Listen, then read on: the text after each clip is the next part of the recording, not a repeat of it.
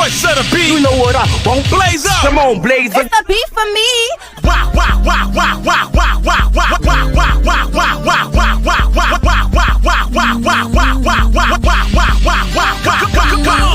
for your guy, for your B-O-Y. Drop it for your guy, for your B-O-Y. Do it for your guy, for your B-O-Y. Come on, baby, we are. For your boy, for your boy. For your boy, for your boy. For your boy. Hustle for your boy. Mix it for your boy. Drop it for your, drop it for your wow, wow, wow, wow, wow, wow, wow, wow, wow,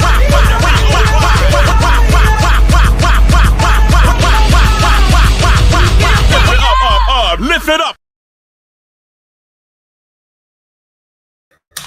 Girl, what's up? Sorry, I had too much going on this morning. First of all, I was out there doing some spot painting on my porch. Then I realized the time had got by. I was like, snap, I want to go live about 10:30. So I ran up in him. Then I had found that I had found some hard noun letters. Girl, when I tell you, I must have had the hard noun letters. I've been loving hard noun letters since I was a little girl. I don't like the chewy ones. Ugh. I like the ones you break your teeth on when you bite down on them. And I realized I must have bought some and put them in my little candy jar, girl. And I just seen them. So, girl, I'm getting ready to go live. I'm over here eating hard noun letters. I'm like, girl, let me get on here. It was a lot. And look, I got paint all on me, girl. Forgive me. But see them hard noun letters, girl, and I'm low. I ain't got that much. I don't remember where I got them from. Girl, I got to go to the hood. You know, they normally be in the hood. I got to go to the hood and get me some hard noun letters. If you know, you know, okay? Anyways, y'all, come on in. Happy Tuesday. Happy Tuesday, y'all. I'm taking a project management course. It's so annoying. It's so annoying, but neither here nor there. That's what I be doing when I'm not on here in the morning. I'm doing this online project management course. Ooh, that green apple. What apple? You talking the green apple? Listen, let me tell you something. Y'all want to know how I eat my noun letters? I get all the flavors. All of them. I'm telling you, it's a science. It works. I've been doing it since I was a little bitty girl. You get all the flavors. See, I only got these two left. This is all I got left. This all I got left. My nerves bad. I need to get somewhere and find some more. This is all I got left. But let me tell you the science about it. You get all the different flavors. Every single one of them. You go get them. Go get all the flavors. And one by one, you eat a different flavor. When I tell you it blows your brain up on the inside, listen. See, y'all saying no watermelon or banana because that's because y'all eating them by themselves. No, I'm telling you how to do it. Go down to the place. Get all of the flavors. These are the last two I got. Girl, I had mango. I had all type of stuff. Listen, you pop. What this is, cherry, pop that one. Mid-chew, when it's almost about to dissolve, pop you a watermelon. You feel what I'm saying? Mid-chew after that, when it's about to dissolve, now you need to mix up the flavors to burst your mind. So get you a green apple in there. Put your green apple in there. Now your mind going, oh my God. Then turn around and pop you a banana because now you want to soothe it. But then double bite and hit it with a grape. You see what I'm saying? Y'all don't know how to eat. Girl. There's a science to this, girl. I've been doing this since I was a little bitty girl. And then you just roll through the flavors, but you gotta be strategic on how you do it. You can't just go eat no bananas. You eat the bananas, I don't like them like that neither. So I get it. But I'm telling you, you gotta mess your mind up. It starts in here, and you get it? It starts in here. You got to know how to mess your brain up. Your mouth gonna go, oh my God, girl, what is that? And your brain gonna be like, for real. You gotta start off, it's a little roll. It's a roll, you know what I'm saying? Then after, I'm telling you, it's a science to it. But whenever you hit it with a hard one, not a hard flavors, listen, the real brain shockers for your flavors gonna be your green apple, your grape. Banana is a calm downer, so we don't want to do banana as a hard one. But that green apple, that grape, I'm trying to see what else I miss. You know the hard ones, the ones where you eat them and it just shock your palate. You be like, oh, you know what I'm saying? You gotta do it how I told you to do it.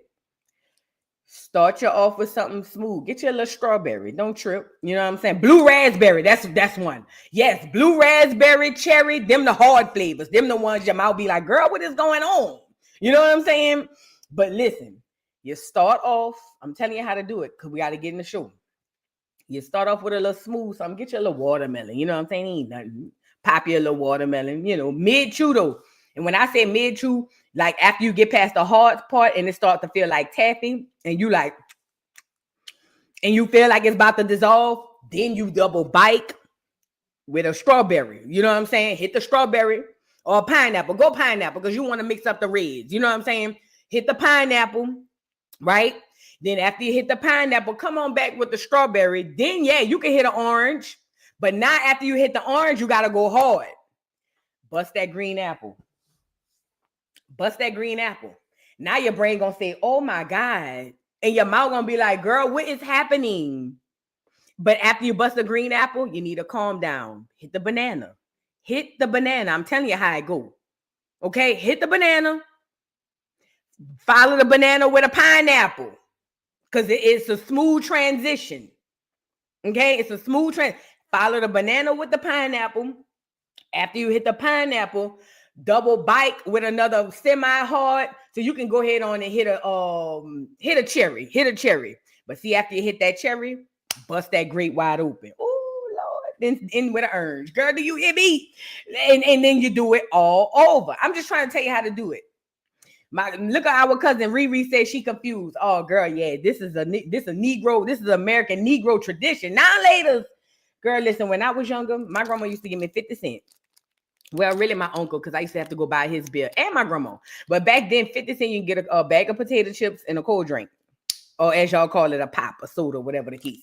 But girl, with 50 cents, do you know how much candy you could walk out the store with? With 50 cents? When I tell you walking to the store was the hardest decisions of my life, what am I going to do? Am I going to get me a pickle and some potato chips, or pig feet and some potato chips? Because that's my 50 cents if I do that. You know what I'm saying? Or do I want to go hard and get me a little bag of potato chips, or you know, and a cold drink or something like that? You know what I'm saying? But girl, if you take 50 cents and go to the store to get candy, these used to be a nickel. And they used to come 6 in a pack. These used to be a nickel. What's up? These used to be a nickel. A nickel. Don't start me with the penny candy. They last 2 seconds, but don't worry about it. Just fill your mouth with them. They last 2 seconds on the penny candy. The penny gum, girl, you wasting your time. Don't even. Soon as you put the penny gum in your mouth to chew it, the flavor gone.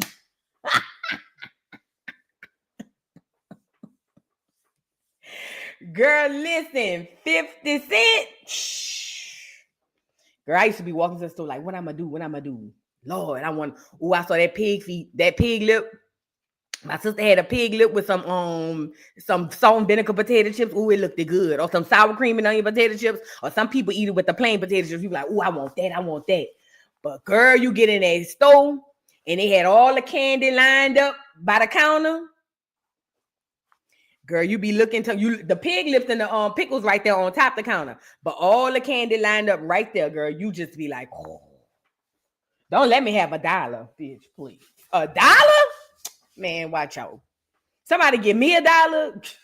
I owe you for life. Do you hear me? Stop acting crazy. But anyway, yeah. Shout out to everybody in the building. I'm just telling y'all how I think of food. Food goes in my brain and in my soul. Okay. In the inside parts. But yeah, girl, if I had $1, somebody gave me $1, shh, man, watch out. I'm in the store like I'm like Michael Jackson was when he was picking out all them expensive items. How much are those? 3 million. Let me get 2 of those. And yeah, I'll get 5 of those, but they're 500,000 a piece. I'll take 6. Yeah, can I get, girl, with $1 back then? Please. Girl, please. Anyways, If I need to find a hood, because I don't remember where I got these from, I want to buy them all. Like Pokemon, I want to catch them all. Okay, let's get into the show though. Yeah, girl, Tisha, that food stamp dollar with no tax. Oh, this back when they had the food stamps in the book. Back when they had the food stamps came in a book.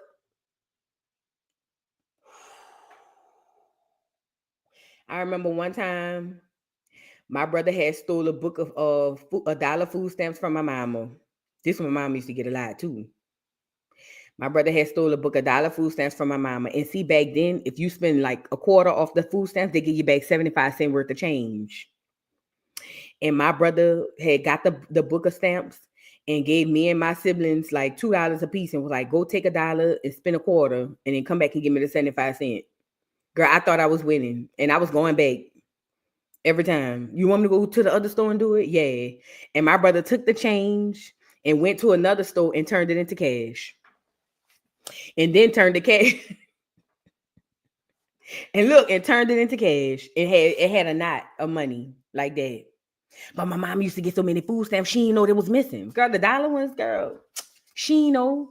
By the time she found out, though, it was a problem. You know what I'm saying? But before she found out, my brother had a knot like this. And I was his number one supply. What you need? How many you want me to go? How many you want me to go cash out? How many dollar stamps you want me to go cash out? Here, go to this store and go spend a quarter. Get whatever you want. Bring me back the 75 cents. Look at my duck ass. Let me get a quarter worth of penny candy. Can I have a pig or pig feet? Thank you. Girl, in there, please. Girl, what you mean? Girl, yes, indeed. But by the time my mama found that nigga had a stack of money with a rubber band on it. Do you hear me? A stack of money with a rubber band on it like this. Whew, my mama told that nigga every which way but loose. Do you hear me? Told him up. Y'all notice the bad whipping when they be running. Girl, my mama told that nigga every which way but loose. Oh, Lord, that was the days, bro. That was the days. That was the days. That was definitely the days. Girl, yes, ma'am. Yes, ma'am. Now, let's get into the show, y'all. We got a few things to discuss. Let me read a couple food stamps. Look at me. Let me read a couple food stamps. Let me read a couple super chats. Thank you, Titi, for making it rain. She says, for now and later, keep the change, period. Listen. Man, I when I used to go down there to the store, because I used to always want to go to the store. They need somebody to go to the store. I go. You got to give me a quarter, though. At least a quarter. That's how much it costs for me to get to the store.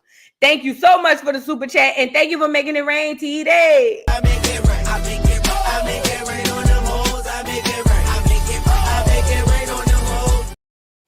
Girl, yes, indeed. Girl. My uncle and them used to send me to go get cigarettes and beer. My grandma used to smoke Cool 100s, and she used to drink Bush beer. No, well, Budweiser back then. But then they came out with Bush, and it was cheaper, so she started drinking that.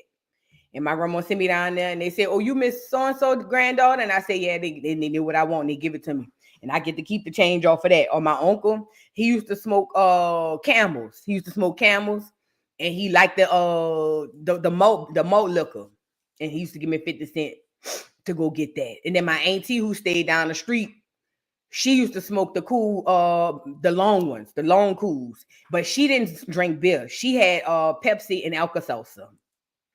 Yep. She get a bottle of Pepsi and an Alka-Seltzer. And they knew, oh, you miss so-and-so niece? Yeah. Then they already know what I want. You know what I'm saying? So when I come in there with my little coin, I'll be like, oh, I'm here to get, and they go, oh, I already know what you want. You know what I'm saying? Then with the change, I see how much I got left. Can I get this worth of penny candy? They go, yeah. Okay. Do y'all recall the fake cigarettes, the candy cigarettes? Put a 1 in the chat if you remember the candy cigarettes they used to have. Girl, they had a little red tip on the end, looked like it was lit. When I tell you, I used to go get a little box of candy cigarettes. Girl, and I used to get my 18 them all that stuff. And girl, I sit on the porch with my friends and be like this. So what y'all doing?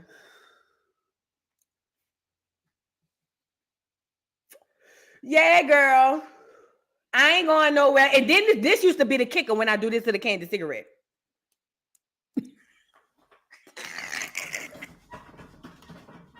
Bitch, wait. When you hit that candy cigarette like this, to tap the ashes off. Girl, yeah, girl. I ain't doing nothing, girl. Just sitting around here with these kids, girl.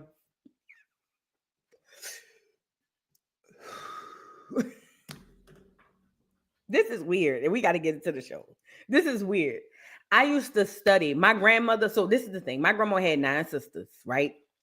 And they all, well, the last 2 wasn't hood. The last 3 wasn't hood, but the first 6, hood. And they all used to get together and come by each other's house and gamble and play cards and all that stuff. And I used to study them. I used to be saying when they used to be in there cussing each other out, I used to be like, man, I can't wait till I get old. I'm going to curse every day. And I used to study them. And I used to watch them smoke their little cigarettes, girl. And how they be sitting around there talking about their mans and their husbands and all of that. And they...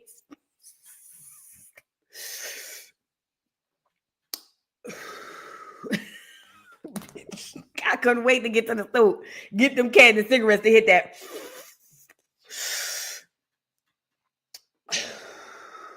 Girl, I used to study. I like I said, I never been a child. I was the child that didn't stay in a child's place, but not out loud, just in my head.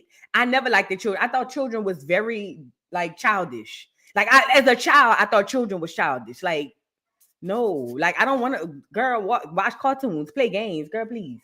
Like, don't get me wrong, I jumped double dutch, played jacks and all of that, but I didn't want to do all that. I want to be around the grown folks. Like, y'all childish. Y'all want to play tag? Like, girl, please. Girl, please. Girl, I'm trying to be in there and see what your mom and them talking about. You know what I'm saying? But that's just me. Oh yeah, I remember the chewing tobacco gum too. I remember that too. It used to come in like the baseball thing, like baseball chewing tobacco. Girl, yeah, I remember that too. They was encouraging us to smoke and do all of that, girl. It was a time. But you know, that was just me. I was just too grown. I never did like children stuff. I always wanted to be around the grown folks and be in their business. Where they couldn't see me though, because if they caught me, you know, I get popped in the mouth and they say, stay out of my mouth, or mind your business, go find some children to play with. So I used to be in the living room while they're in the kitchen acting like I'm taking a nap. That was the first time my gay cousin, girl, him and his gay friends came over for this is a last story. My gay cousin, we were staying by his house. Now my gay cousin couldn't stand watching us, but my mama needed a babysitter. And every time we come over there, he was very clean. Like he lived in a project, but he had one of them projects when you come in, you could eat off the floor. And he didn't like churn. So every time my mom used to drop us off, he used to make us go outside. We couldn't come back in, not to use the bathroom or nothing. And then one day, his gay friends came over. This is my first experience with a TS. But they weren't really TSs. They was just gay men who was like feminine. And girl, one of them said, "Oh, girl." All of them gone now. They go rest in peace, but they all of them gone. But one of them said, "Oh, girl, my nerves is bad." And the other one said, "What, girl? What's going on?" She said, "Girl, I missed my period." And the other one said, "You pregnant?" And she was like, "Girl, I don't know. I got to go to the doctor. But I missed my period, girl. I was supposed to have my period 3 weeks ago and I don't have it." And it was like, oh my God. Now I'm in the living room acting like I'm asleep. But in my mind, I was like, how they got a period? Now I don't have my period yet. But I knew for a fact something in the milk wasn't clean about them going up in there talking about one of them missed the period and the other one over there hollering about, you know what I mean? But I was so intrigued. I couldn't stop listening. I was just so intrigued. And they were so serious. "Oh my God, girl, what is you going to do? Is you going to tell him?" And she was like, "Girl, I don't know, because he's married. I don't know what I'm going to do. I don't know. And it was like, oh my God, girl, you know, I had a scare like that the other month too. So I understand how you feel. But let me tell you something. Be careful, girl. Make sure you protect yourself." That I never forget that. God could strike me down dead right now. I never forget that conversation. I was so intrigued. Oh, girl, I was so intrigued. I just wanted to know more. I just wanted to join in the conversation, even though I was like 8, 9 years old, girl. I just wanted to be, you know what I mean? And that's what like I say, I don't know. I just always been into grown folks' business. But I never forget that because I was so confused yet intrigued. I just want to know how he got a period. How he gonna get pregnant? But they were so serious, girl. You know what I'm saying? Yeah, it was a time. Shout out to my uncle, my cousin. They all passed from HIV. God bless the day. But yeah, they was, listen, when I tell you they was a time, they went in the French Quarter and sung that song.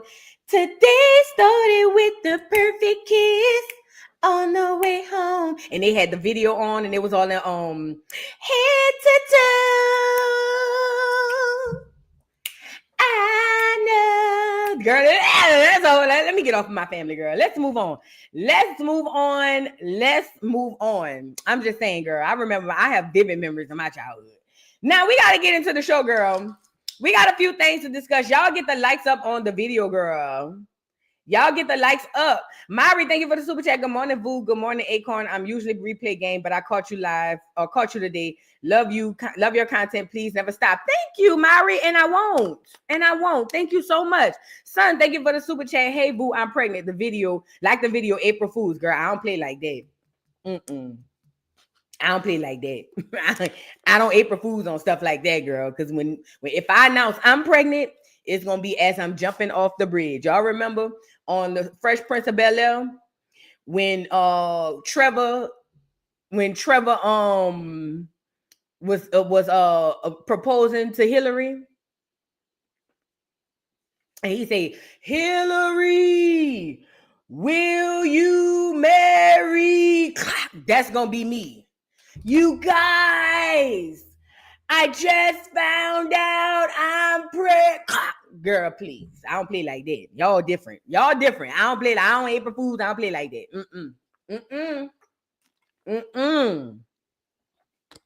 Tisha Fontaine or Tish Fontenot. Thank you for the super chat. I used to love the Big Lee bubblegum and act like it was chewing tobacco. Oh, yeah, of course. Oh, yeah. Of course. That was my stuff. But I was, like I said, I was too grown for my love, you know. Son, thank you for the super chat. Stop telling Acorn business. Tethers and Ops listening. You crazy. Thank you for the super chat. Chillax with Max. Thank you for the super chat. Girl, the insurance man at my door. Shh, be quiet. Oh, no. Girl, tell him to go lay down. Tell him you're not interested. Girl, I was just in Walmart and them people talking about who you got for Wi-Fi. I said, don't nobody. Leave me alone. I'm good. Somebody, but no. I said, baby, please. I got to come in here. I'm getting dog food and I'm getting up out of here. I don't have time. That's all you got to do. Just, you know, them, they be pushy, but you could get them. You know.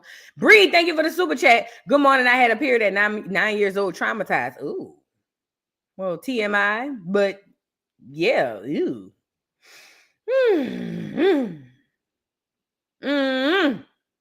Bless your little heart, girl. I bet you was traumatized. I was looking for mine at 9, though. Let's move on. So we got a show. So we're going to talk about Ricky Smiley and Marvin Sapp. So Ricky Smiley came to the defense of Marvin Sapp, saying that he didn't say lock the doors and that we just trying to bring a black man down and whoop. I don't want to hear it. Then and then Marvin Sapp responds on Ricky Smiley's show to tell us that basically, hey, it wasn't like that, but he understand why people took it like that. Then we're going to get into a car accident. 3 young women going 116 miles an hour on live drinking, thinking that's cute, and they end up unaliving themselves.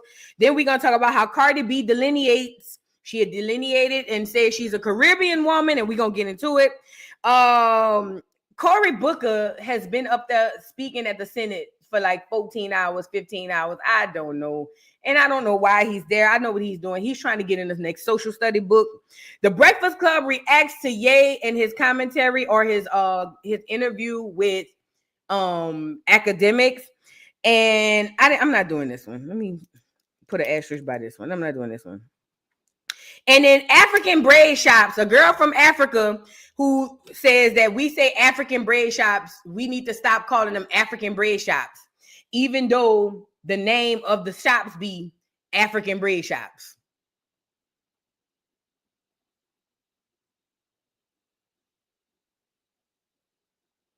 I don't know why. Let's move on. Let's start with Cardi B, girl, because I'm about to see something. Let's start with Barty.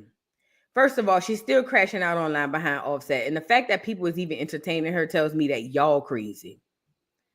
Y'all still watching this girl crash out online. Y'all dragging Offset, but she still want to be with him. So y'all, that's a whole nother, that's a dollhouse topic. But neither here nor there. Let's get into Cardi B and how she delineates. Y'all get the likes up on the video. Now I told y'all Cardi B is not black, and black is a race. It's not an ethnicity. It's not a culture. It's not a nation. It's not a nationality. I'm sorry. It's not. It's a race. It's race wise. Cardi B is not black. Okay.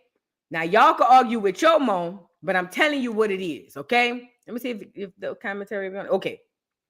Cardi B is not black. She's a racially ambiguous Hispanic. Now, Hispanic is her ethnicity, or let's say Puerto Rican. Ain't she Dominican? I don't know. Dominican, Puerto Rican. They all speak Spanish. That's all that matters to me, okay?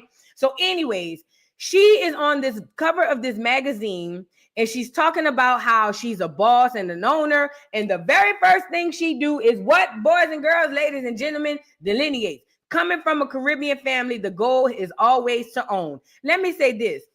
And nothing wrong with her saying that. I think that she should push her true ethnicity to the front of the conversation. I think my problem is when these people be trying to get on, they don't lead with that. They come in acting like they one of us. They come in cosplaying. And it's just like, don't wait until you get to where you want to delineate. Say that off the cuff. Hey, I'm not a black, and I'm not a black American. I am a Dominican or whatever the hell I am. And you know what I mean? And whoop the whoop. Don't come in rapping like a nigga, talking like a nigga, acting like a nigga, calling niggas. And then when you get to where you want to be, now it's coming from a Caribbean family. First of all, I get it. The Dominicans and all of that is in the Caribbeans, but the true Caribbeans are swarthy colored skinned people, black people. Don't let that go over y'all head. Now, them conquistadors who came over there and colonized those areas and then took on the identity of the true people, like the true Dominicans, that's the black ones who be saying, I know Dominican, or that took off the true identity of the true Puerto Ricans who look like me and you, Sanetta, you know what I'm saying? Or the true Honduran or the true Jamaican, y'all are cosplayers. Y'all are not the real people. So when you say coming from a Caribbean family, girl, it's giving. You want to acclimate to whatever the next best thing is when you coming from a place where it was the best thing. And it just bothers me. You know what I'm saying? Okay. It bothers me. Okay. So here she goes. So she gets the cover of this magazine because I told y'all ain't getting no album. Told y'all. It says coming from a Caribbean family. She graces the cover of WWD. Never heard of it. But coming from a Caribbean family, the goal is always to own. Our belief in leaving this earth and leaving our children is leaving them with something. With our parents and grandparents worked so hard. What our parents and grandparents worked so hard for was real ownership. I've been very successful in my career and forever grateful for my success. Pause. Most of the Spanish-speaking, so-called quote-unquote Caribbeans in New York don't own shit. So that's cap. As a matter of fact, most of y'all come over here and become citizens and don't own nothing just like the rest of us, especially if y'all come through the hood. You know what I mean? So, but again, in my opinion, it's giving just to make it feel like we different from them. And that's fine. Be different, but keep that energy and come in with that energy. Come in saying you Caribbean. Come in saying you Puerto Rican. Come in doing all that and get to the highest mountaintop and yell that. Don't cosplay a Negro. Your haircut is Black American. That haircut is inspired by us. Why you don't come on dressed in your Puerto Rican or your Dominican garb and come on and do it like that? But that's what I'm saying, because they have to subconsciously attach themselves to us even when they verbally are delineating. She's sitting up there in Black American attire and not attire, but Black American culture, looking like a Black American, but over here delineating. Pick a side and stay there. But I blame Black Americans because y'all allow in places like New York, Florida, California, y'all allow these people to double dutch in and out the culture. And y'all think that's cool because y'all really, a lot of y'all, not all of y'all, some of y'all really like the validation of the clears. Even if you don't think they're clear, subconsciously, you like that validation. Let's get back into what she said. So then she goes on to say, I've been successful in my career and forever grateful for my success. But in my mind, I know that when I leave this earth, I would like to leave my kids more than property and a music catalog. I want to leave them with something they can carry for generations to come, something that their mother built from the ground up. Some that their mother built from the ground up. I'm excited to announce my business ventures. I wanted to get into something I'm very passionate about, and most importantly, something that I know so much about. It has taken me years to perfect and tailor make it, and here we go. To my partners, to my team, thank you for being in my vision. Thank you for believing in me. I remember a time I used to be focused on making everyone else proud and meeting everyone else's expectations, but in this new season, the only person I'm focused on outdoing and making proud is myself. P.S. My dress is from my line, coming soon. Congratulations, Cardi. I mean, I guess congratulations.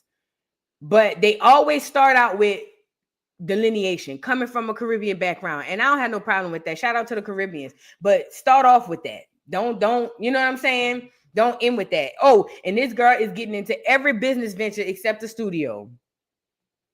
This girl is climbing into everything except the studio. Shout out to Barty Gang, though. Gang. Ain't that what y'all be saying? Girl, please get your salt and pepper cut off of here. Congratulations, girl. Congratulations. Let's move on. I don't want to spend too much time on this. Let's move on. Shout out to everybody in the building. Talise, thank you for the super chat. I get pregnant again. I'm suing everyone on earth. Facts. And thank you again for the super chat. A music catalog is one album, a catalog. Well, yeah, because a catalog is just basically a plethora or a bunch of music together. So yeah, it could be a catalog. She got singles she can add to it. So all that counts as her catalog. Let's move on. So now I want to move to, since we on tethers, I want to move to, and every person who's not Black American is in the tether. I'm talking about the people who use us. Let's move to this African braid shop. So this girl comes on here and tells Black Americans that we should stop calling the braid shops African braid shops, even though the braid shops be saying African braid shops. Now let me say this, y'all. This is just me. I personally do my own hair, so, and that's just for anybody. I am about to let somebody or find somebody to help me tame this bush up under here, because I've been going natural for the last year and a half, and girl, it ain't for the weak. You feel me? It is not for the weak. I need somebody to start me off or something. You know what I'm saying? But I normally do my own hair. You know what I'm saying? But this girl, and we've heard this conversation before, this girl is talking about how she feels that we call it African braid shops, and we don't need to call it that. We need to call it something else. This is my question with this. Number one, why is it a problem that we call it the African braid shops when they all be saying African braid shops? Number one. Number two, what's the problem with us identifying you as who you are? We as Black Americans, we don't know and don't care what part of Africa you come from. You know how we feel? You from Africa. I told y'all the same, and it ain't just African centered. It's the same thing with the Caribbeans. Girl, we not about to look into what part of the Caribbean you from. The first mind says Jamaica. It is what it is. Speaking of, I got my Bob Marley shirt, One Love on. You feel what I'm saying? But we don't have time to sit there and pick apart what part of the country or what part of the continent you come from. We don't have time, girl. You are African and you braid hair. So I went to the African braid shop. But of course, there's an issue with this, because there's always an issue. And pay attention to this girl. Because I want to show y'all how you can easily find out and tell who's who. You know, they say in the Bible, God said, they asked God, how can you tell us from them? And he said, I know my people. I know I can tell you from them. I can pick you out of a lineup. And I'm starting to see it as well. We have different features. Even though we are all melanated, we have coarse hair sometimes. We have completely different features. And I'm not just talking about Black Americans. I'm talking about the ones on this side of the Americas. So the Black Caribbeans, the Black Hispanics over here. we got a different, we just look a little different than the Africans, okay? Now it says Ghanaian woman says Black Americans should stop saying I went to Africans when getting their hair braided. I hate when y'all refer to African people as African. You contradicting yourself. It says, she says, I hate when y'all refer to African people as Africans and believes Black Americans want to be African, but separates themselves with language like this. Girl, where she at? Black Americans want to be Africans. Girl, since when? That went out in the 90s, girl. Hold on. I hate when y'all go get y'all hair done. Y'all be like, oh, I went to the Africans. I hate when y'all refer to African people as Africans, like straight Africans. Oh, I went to the Africans to go get my hair done. Just say you went to the braiding shop. When you go to the nail shop, do you be saying, oh, I went to the Chinese or I went to the Asians? No. You say I went to the nail shop. So when you go get your hair braided and you go to a braiding shop and it happens to be an African person doing your hair, say you went to the braiding shop. Like, even when my friends say it, I'll be like, we too grown, man. We grown. Just say you went to the braiding shop. Because now all of y'all want to be African. As far as I know, y'all want to listen to Afro beats and do a Benna Boy.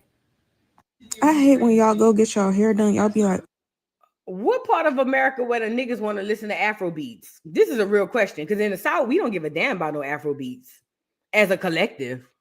That must be some stuff happening up in New York area. What part of Negro America is we all rushing to go listen to Afro beats and Burna Boy? Because where I'm from in the South, and I can account for Louisiana and Georgia as a collective. Girl, ain't nobody gonna put on no Afro beats, girl. Now maybe since they got a lot of Africans in Atlanta, they might be popping it up there. But I'm telling you, where the real Negroes reside, ain't nobody saying put on that Afro beats. Girl, then as far as you concerned, we all want to be African. Where is she from? Little funny looking tail self. Can you tell the difference in a Black person from the West Indies on this side of the globe to this person? This is no shade, but we look different. I want y'all to pay attention to it. Pay attention to the features. She's not an ugly girl. That's not what I'm saying. But what I'm saying is we have completely different features. And y'all can listen. It's not this hard. When you run across people, you know, in your regular life, you'll start to see it. You just have to pay attention. We are completely different people.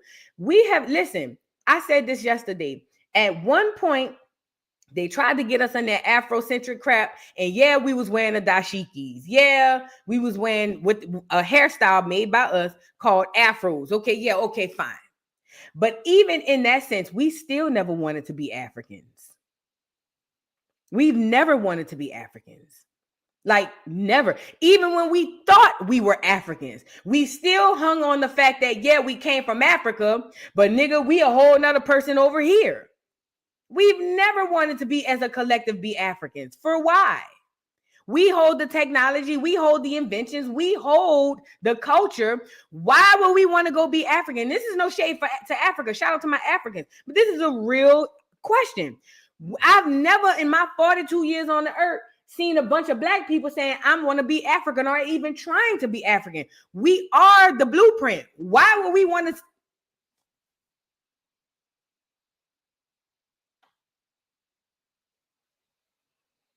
It's more Africans listening to Black American music than the other way around. Bar none. Bar none.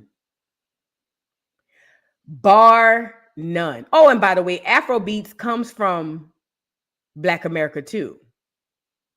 But that's a whole nother story. You wouldn't have Afro beats if the person who created it wasn't over here with a Black American. But that's a whole other story. But this is what I want to know. We hold the culture. We hold the key to everything. Y'all listen to us way 10 trillion times more than we would ever listen to y'all.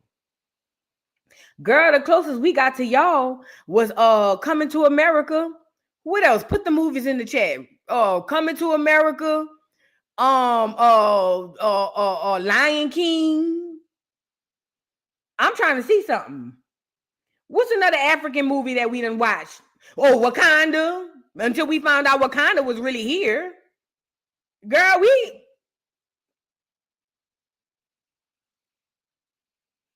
but let this be a lesson to y'all. Let this be a lesson to y'all. Let this be a lesson to y'all. Hold on. Somebody said, Boo, what did NY do to you? Leave us be. We love you down to the ground. Y'all didn't do nothing to me, K-Ben.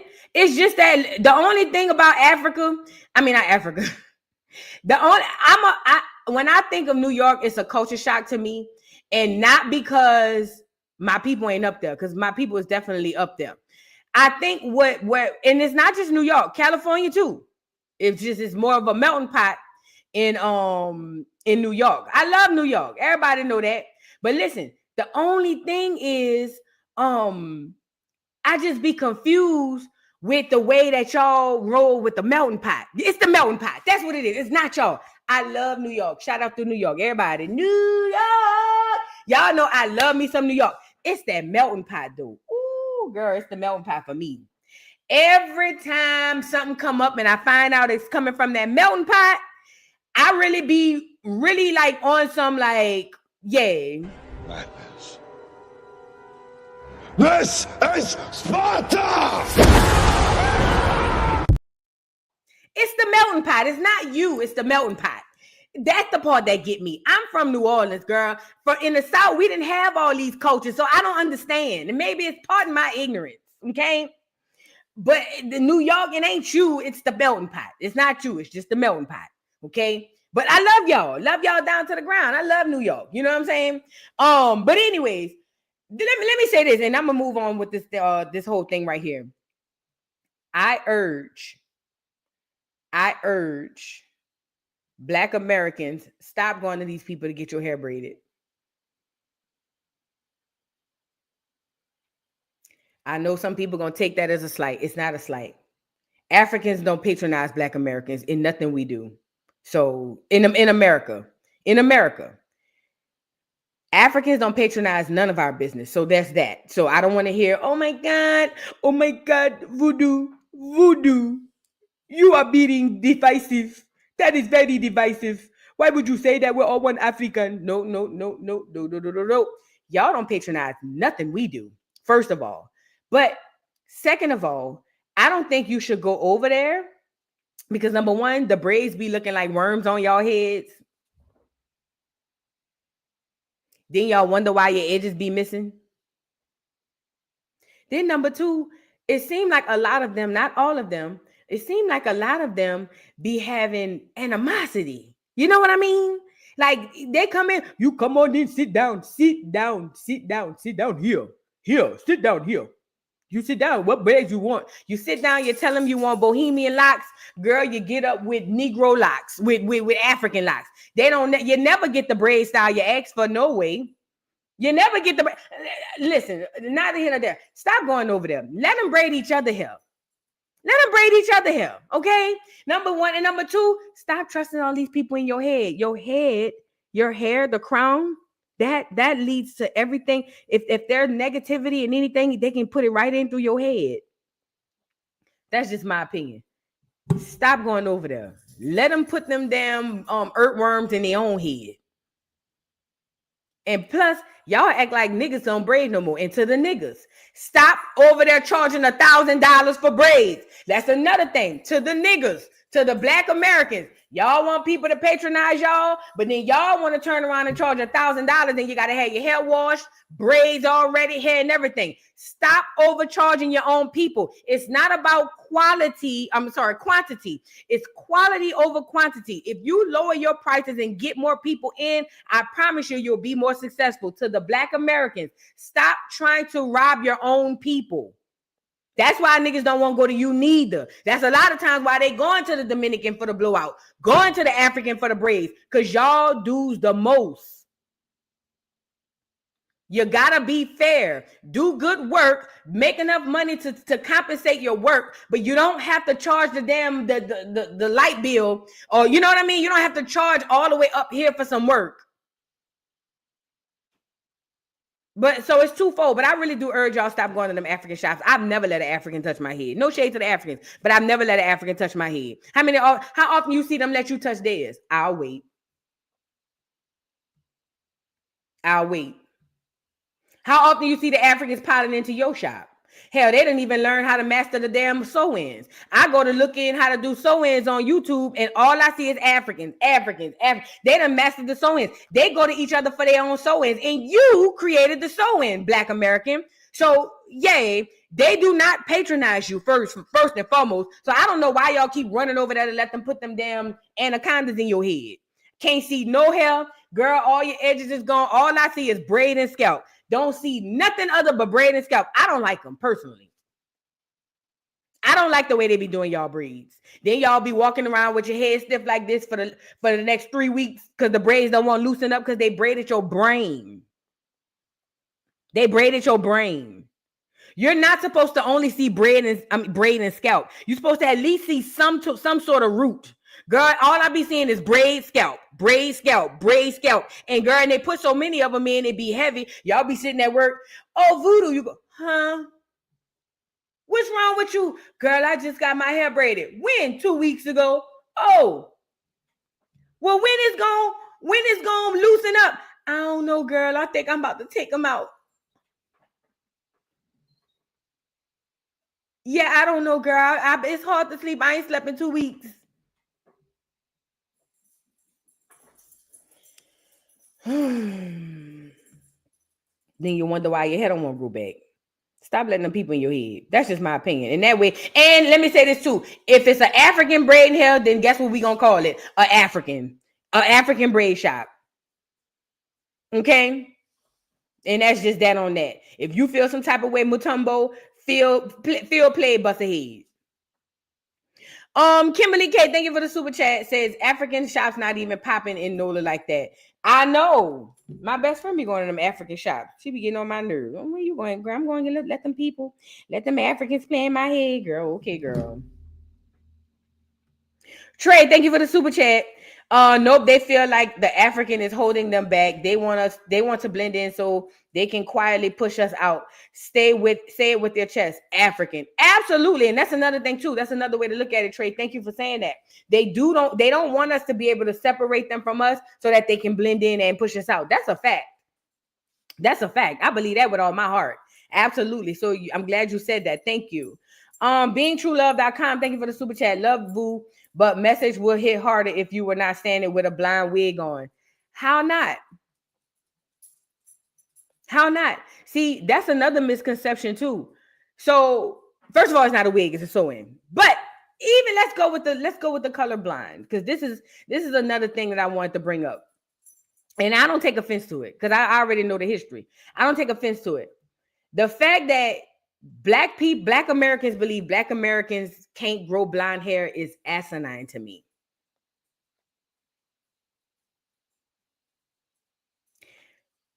Y'all mean to tell me every Black American you ever saw you've never seen a child with lighter color hair or a person with naturally lighter color hair in their head? They all have to have black hair, dark black hair. And then furthermore, for the conversation that I was having, because Black Americans can grow blonde hair, even though I don't, they can grow blonde hair. But the message I was saying was stop going to them, letting them get in your head. I do my own hair. So it kind of follows the message. Like, everybody don't have to walk around with the natural hair. Some people like to wear the weave, and ain't nothing wrong with the weave. You know what I'm saying? Ain't nothing wrong with a weave. It's a protective style for me because my hair is all over the place at the moment. But ain't nothing wrong with the weave. But this is the thing though. We created this style. Black Americans, we the ones decided to put the weave in our head and got the whole world doing it. We the ones decided to do, this is our style. This is us. We created this. So why wouldn't I wear something that my people created? You get it? Stop thinking that blonde hair isn't indicative to Black America, because a lot of Black Americans have blonde hair. Hell, my grandma's sister got blonde hair. So our hair come in all different sizes, all different shapes, and ain't nothing wrong with a weave. Trust and believe. Everybody don't have time to spend 6 hours a day on their head. You know what I'm saying? Feet, let me get you up here because you wanted to come up here. FEF3 says the blind wig is ugly. The blind weave is ugly. Sorry.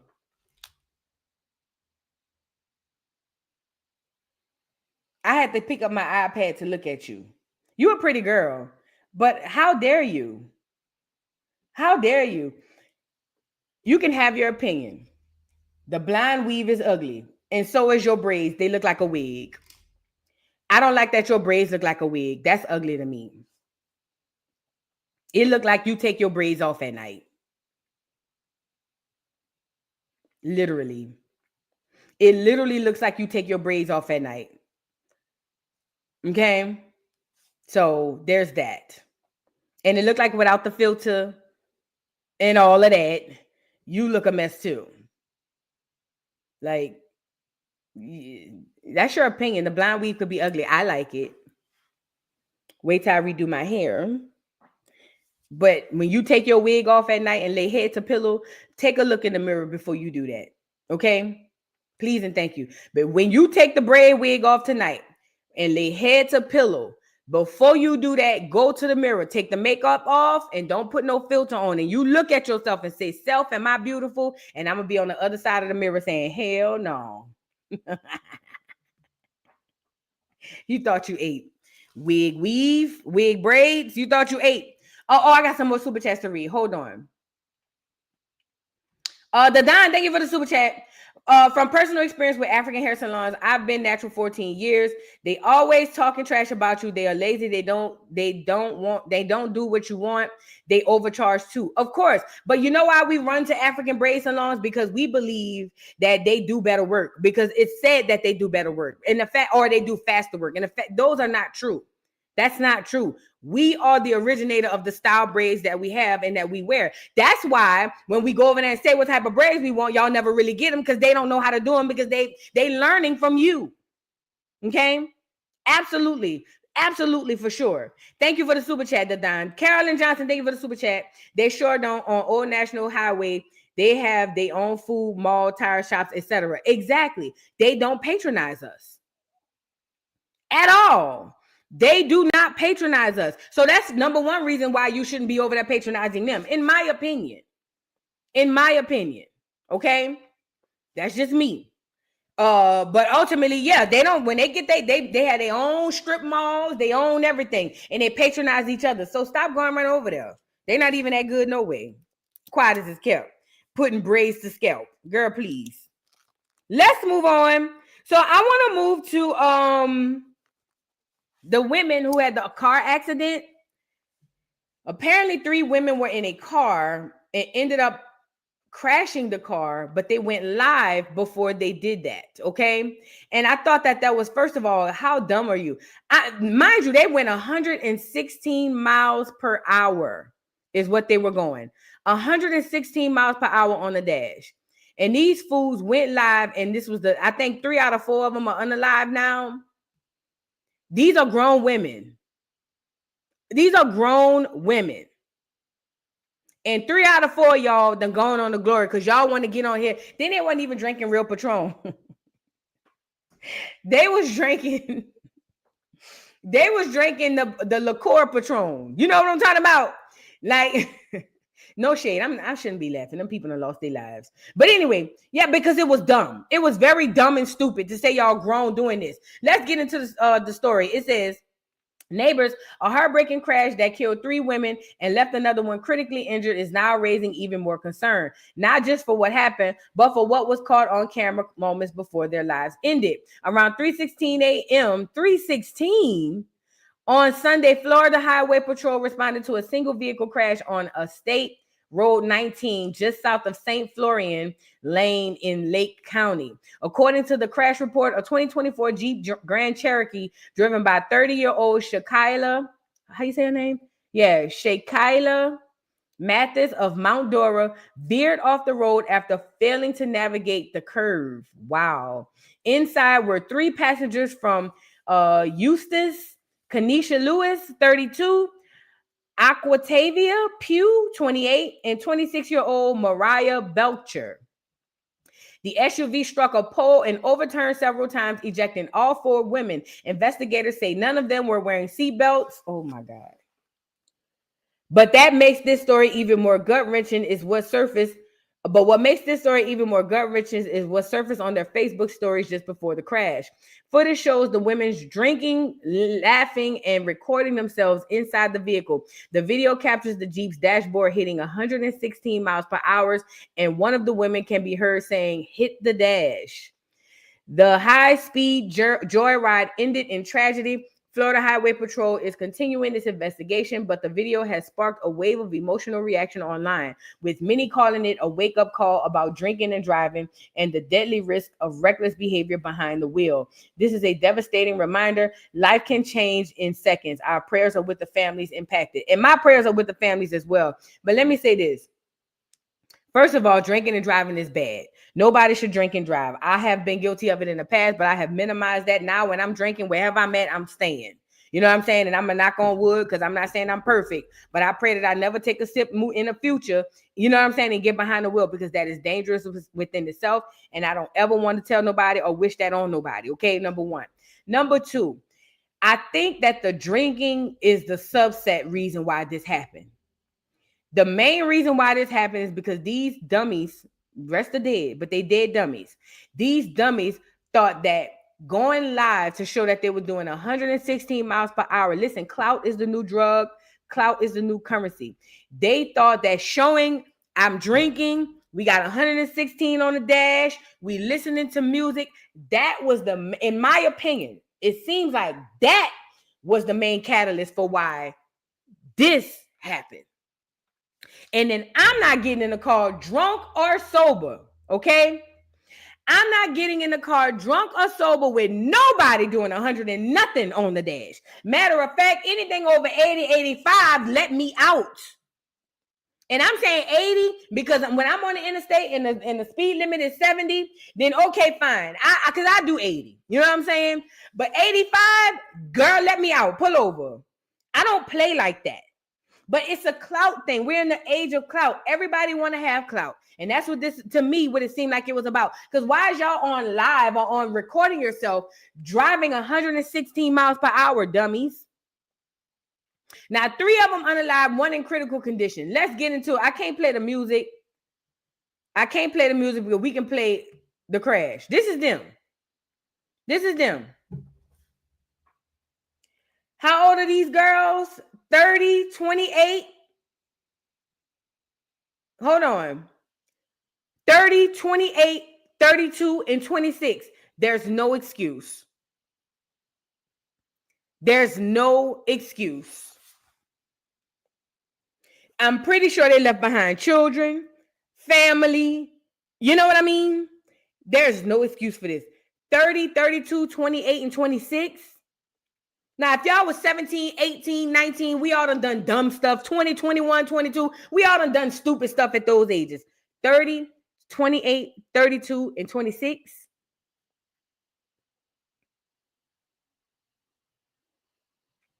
And they gonna show the dash hitting 116. Girl, I'd rather jump out and break all my clavicle before I let you drive me at 100 and anything miles per hour.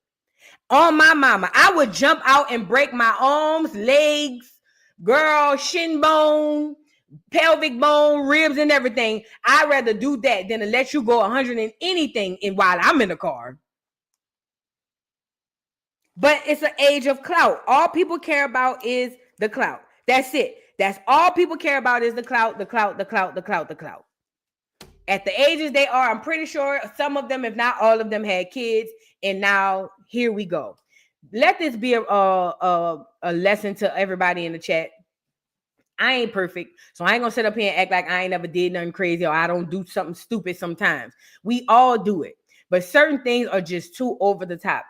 Please don't do anything dumb like this. Even if you're young in the chat, please do not take the liquor off the table, because the liquor is one thing. Take the liquor off the table. At 116 miles per hour, your chance of crashing and dying is so high, it's ridiculous. Let's say nobody in the car was drinking. Let's say nobody in the car was drinking. At 116 miles per hour, the probability of you walking away from that, you might as well play Russian roulette with a blicky. Without the alcohol even involved. And they say, according to other people, that this wasn't the first time they done went live and did this.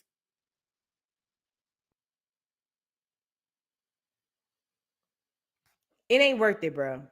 This internet stuff, this clout stuff is not worth it. I promise you. It is not worth it.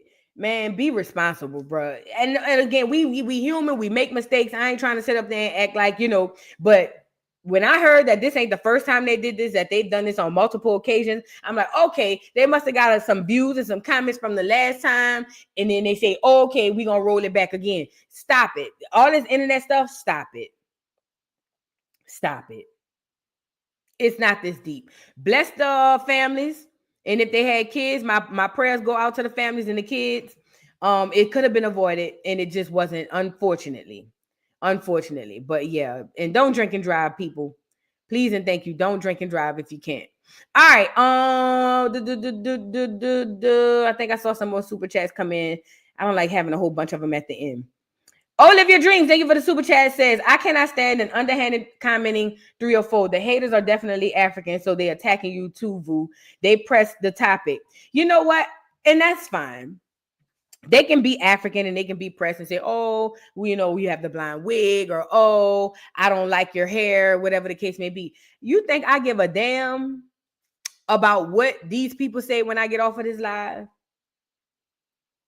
Because I don't. You know what I'm saying? Like, and I get it. People use the internet as an outlet. Things that they would never say if they saw me face to face, or other people. That's what they do. They get on here and they Twitter finger it out. Oh, well, Voodoo, I would take it better if you did it, or Voodoo. And this is no shade to the person who read that.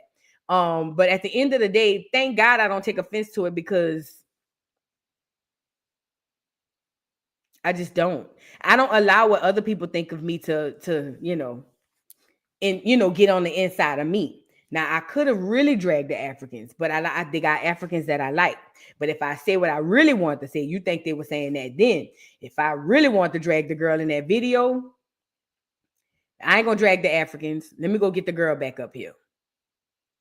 Because I'm pretty sure that's what it was. I'm pretty sure me talking about her features is what got people in their feels, especially the girl who was over there talking about she don't like the color on me, or whatever the case may be. I figured talking about how we look different really triggered that person. And I want to trigger you again if you on here.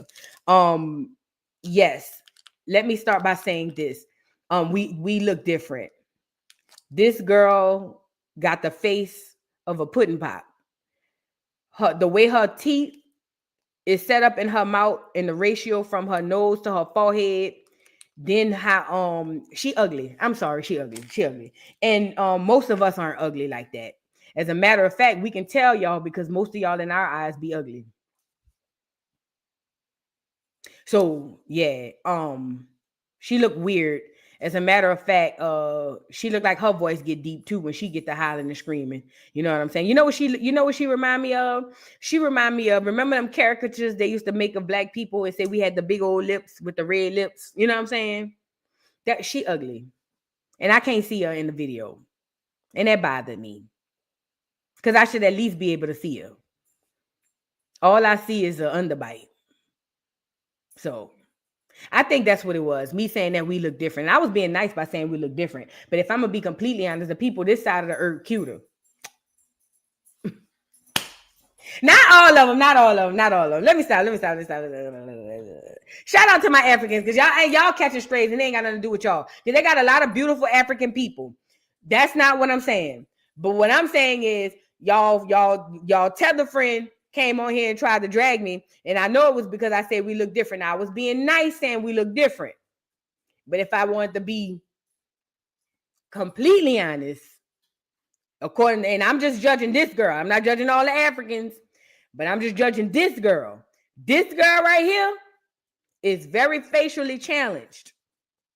She has a face not even a mother would love. Okay? She looked like it smelled like jollof rice wherever she land. Play-Doh. something. I don't know. But I was being nice. But since we bike, I could say I'm not judging her. I'm talking about this girl.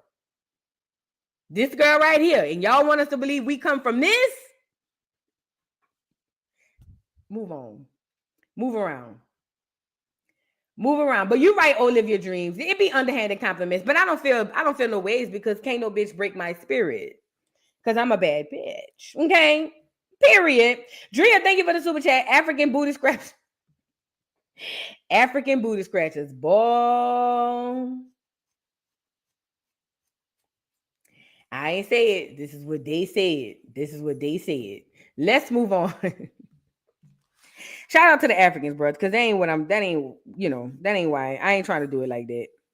Shout out to the Africans, but a lot of them that be coming over here be facially challenged. Wendy Osefo.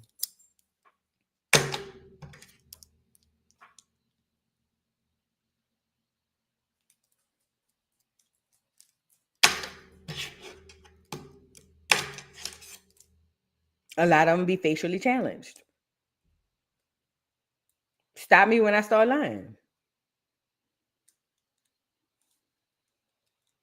Not all of them. A lot of them be facially challenged. So there's that. I hope that rattles your gears. I hope that grinds your gears. Yeah, they be looking like Joy Reid.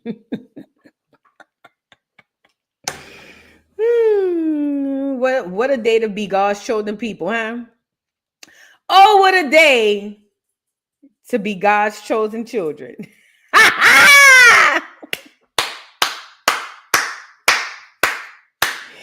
That part gonna hit him hard there. Let's move on. All right, let's get into Cory Booker really quickly. Cory Booker. Can I also say this? Oh, I ain't gonna say it. Oh, I be want to go hard. I be want to go far. I ain't gonna go that far because shout out to my Africans, bro. I like the Africans, not the ones that be over here though. I like the ones that be over there. The ones that stay, I like them the best. You know what I'm saying? But anyways, let's move on. Oh, girl. Wait, what? Chandra said, Vu, I know you just commented. That lady is beautiful to herself and those that love her. She's still our sister, right? You talking about this lady? Voodoo, I know you clowning. That lady is beautiful to herself and to those who love her. I agree. She is beautiful to herself and those who love her. But is she our sister? Hell no. You seen her? You heard her? Do this look like anybody kin to you? It sound like Go get my hair done. Just say you went to the braiding shop. When you go to the nail shop, do you be saying, oh, I went to the Chinese or I went to the Asians? No. You say I went to the nail shop. So when you go get your hair braided and you go to a braiding shop and it happens to be an African person doing your hair, say you went to the braiding shop. Like, even when my friends say it, I'll be like, we too grown, man. We grown. Just say you went to the braiding shop. Because now all of y'all want to be African. As far as I know, y'all want to list the Afro beats and do a Benna Boy.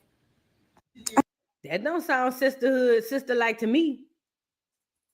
And she damn sure don't look like no sister I got. So there's that. But it don't sound real sisterly to me. But no, she is beautiful to the people she loves. Allegedly. Let's move on. All right, let's get into this Cory Booker situation, y'all. All right, so Cory Booker is trying to get into the social studies books, and I'm not buying it. Cory Booker has gone. Somebody hit me up. I gotta call my auntie back. Cory Booker went down to the Senate floor to speak, and according to legend has it, they say he's still speaking, and he's been speaking for the last 13, 14 hours. Let's get into Cory Booker. He's another step and fetch. He's one who needs to be tried for treason, and we don't trust him. And let's get into what he said. He says, I urge you to fight. It says Senator Cory Booker is still on the Senate floor for his filibuster. It says 13 hours and counting. I urge you to fight on this, on one of the proposals and appointments. Slow the legislative process as much as you can, please. I hope Trump will lose his majority. So they're protesting Trump, you guys. Check it out. I know my Senate approval of Congress. I urge you to fight every one of his proposals and appointments. Slow the legislative process as much as you can. Please. It's a protest. I hope Trump will lose his majority. Thank you for your attention. I will be of service in any way possible to right these wrongs. I love when constituents don't only point out what's wrong, but stand up and say, I will be in service. Let me know how I can help. Your voice is helping tonight. Speaking to these issues is helping tonight. I know my Senate colleague is here. If she has a question, He's trying to get in the social I will studies. yield while retaining. I will yield while retaining the floor. Approval of So Congress. he yielding, but he retaining the floor. Hold on. Here you go. Tend to be recognized, and when I am not going to stop speaking.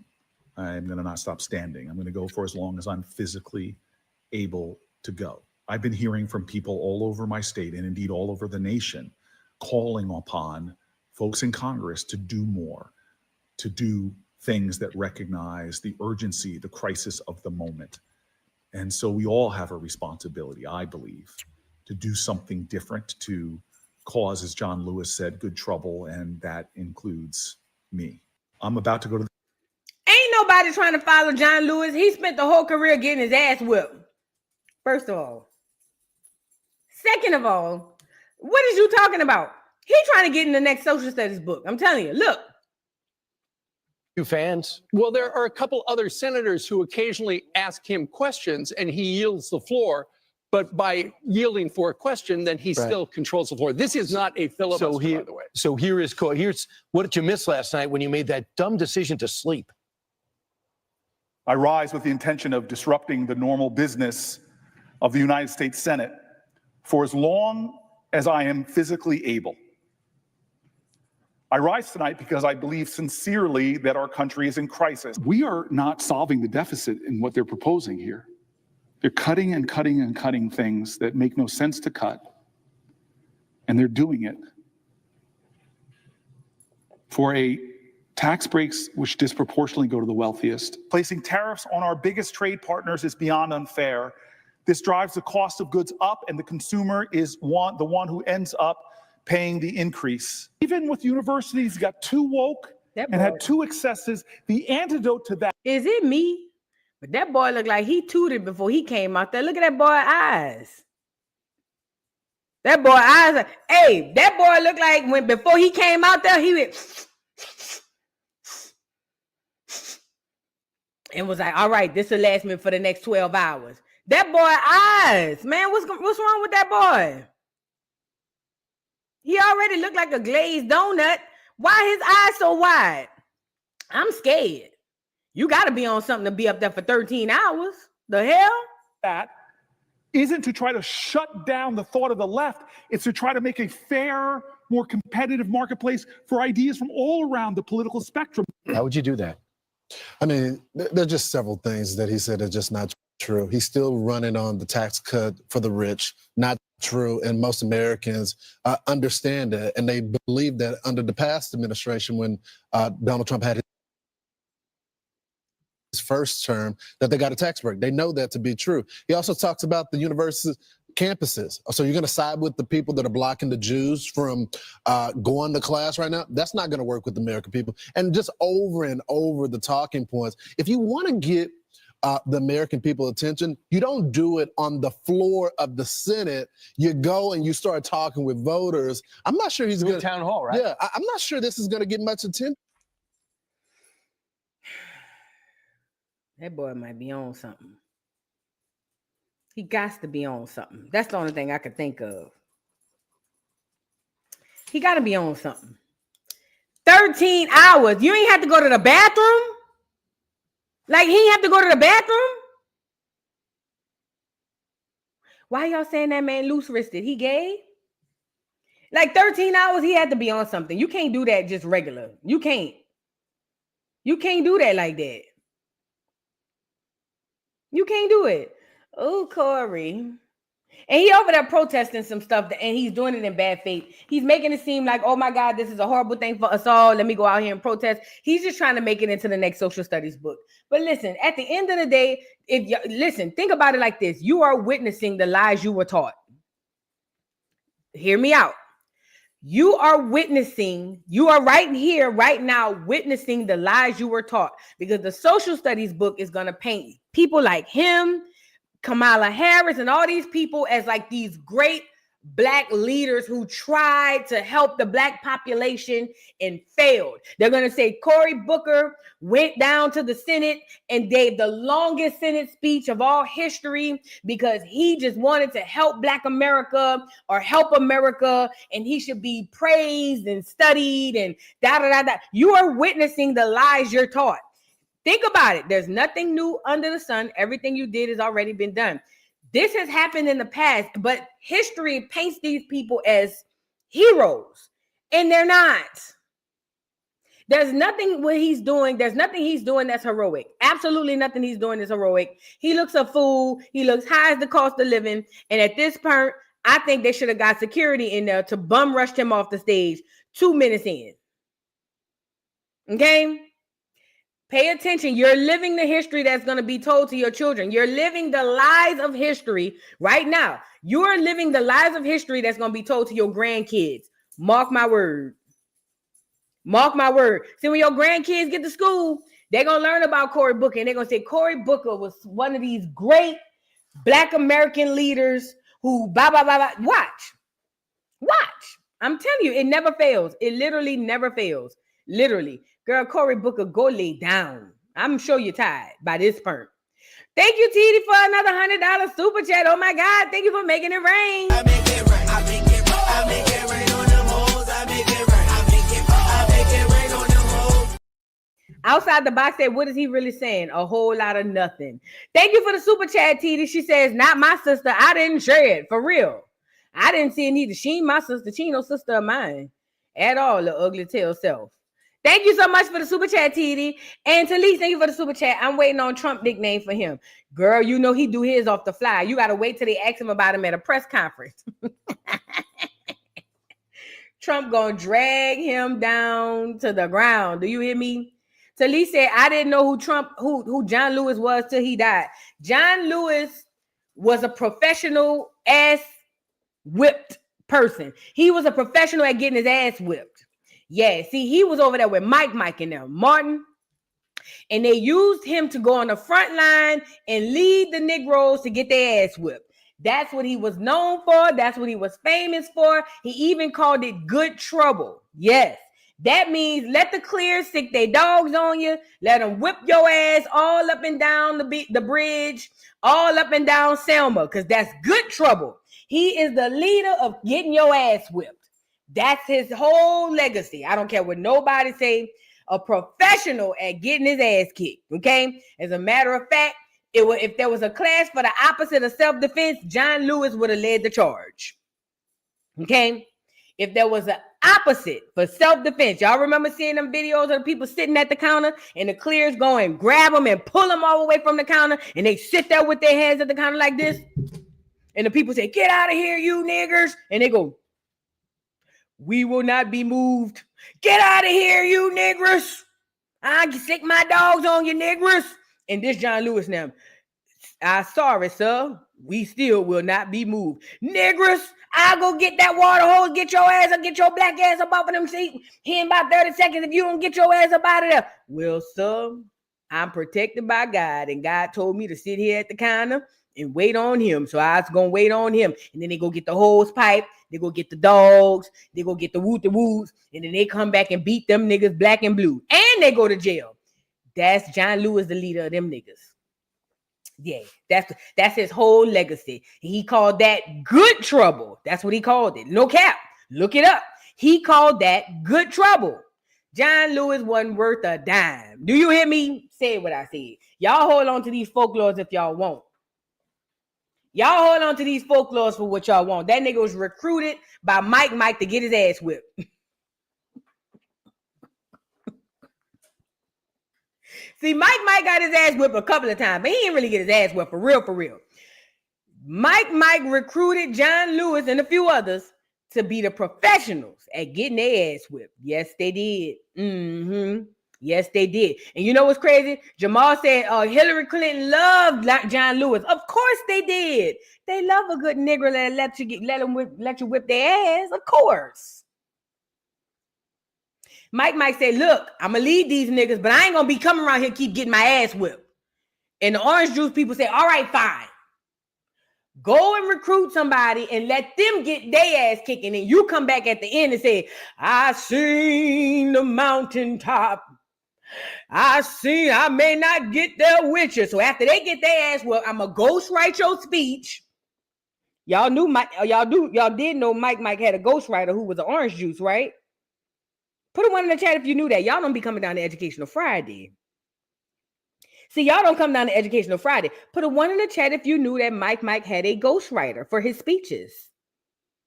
And that ghostwriter was orange juice. Oh, y'all thought he was freestyling. Oh, y'all thought he was back there pen to pad. Oh, yeah, I'm going to kill him with this one tomorrow. Ooh, watch this one. I'm going to kill him with this one tomorrow. See, tomorrow, y'all thought Mike was at the desk like this. I seen the promised land. I may not get there with you, but brothers and sisters, we will get there. Y'all thought he wrote that? He had a ghostwriter, duck, goose. If it was a snake, it would have bit you. And the ghostwriter was a clear orange juice person, okay?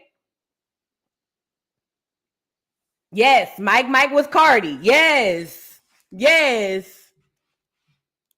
That's why when we were talking yesterday about Tariq Nasheed trying to make them all big, one big white person, that they had two different roles.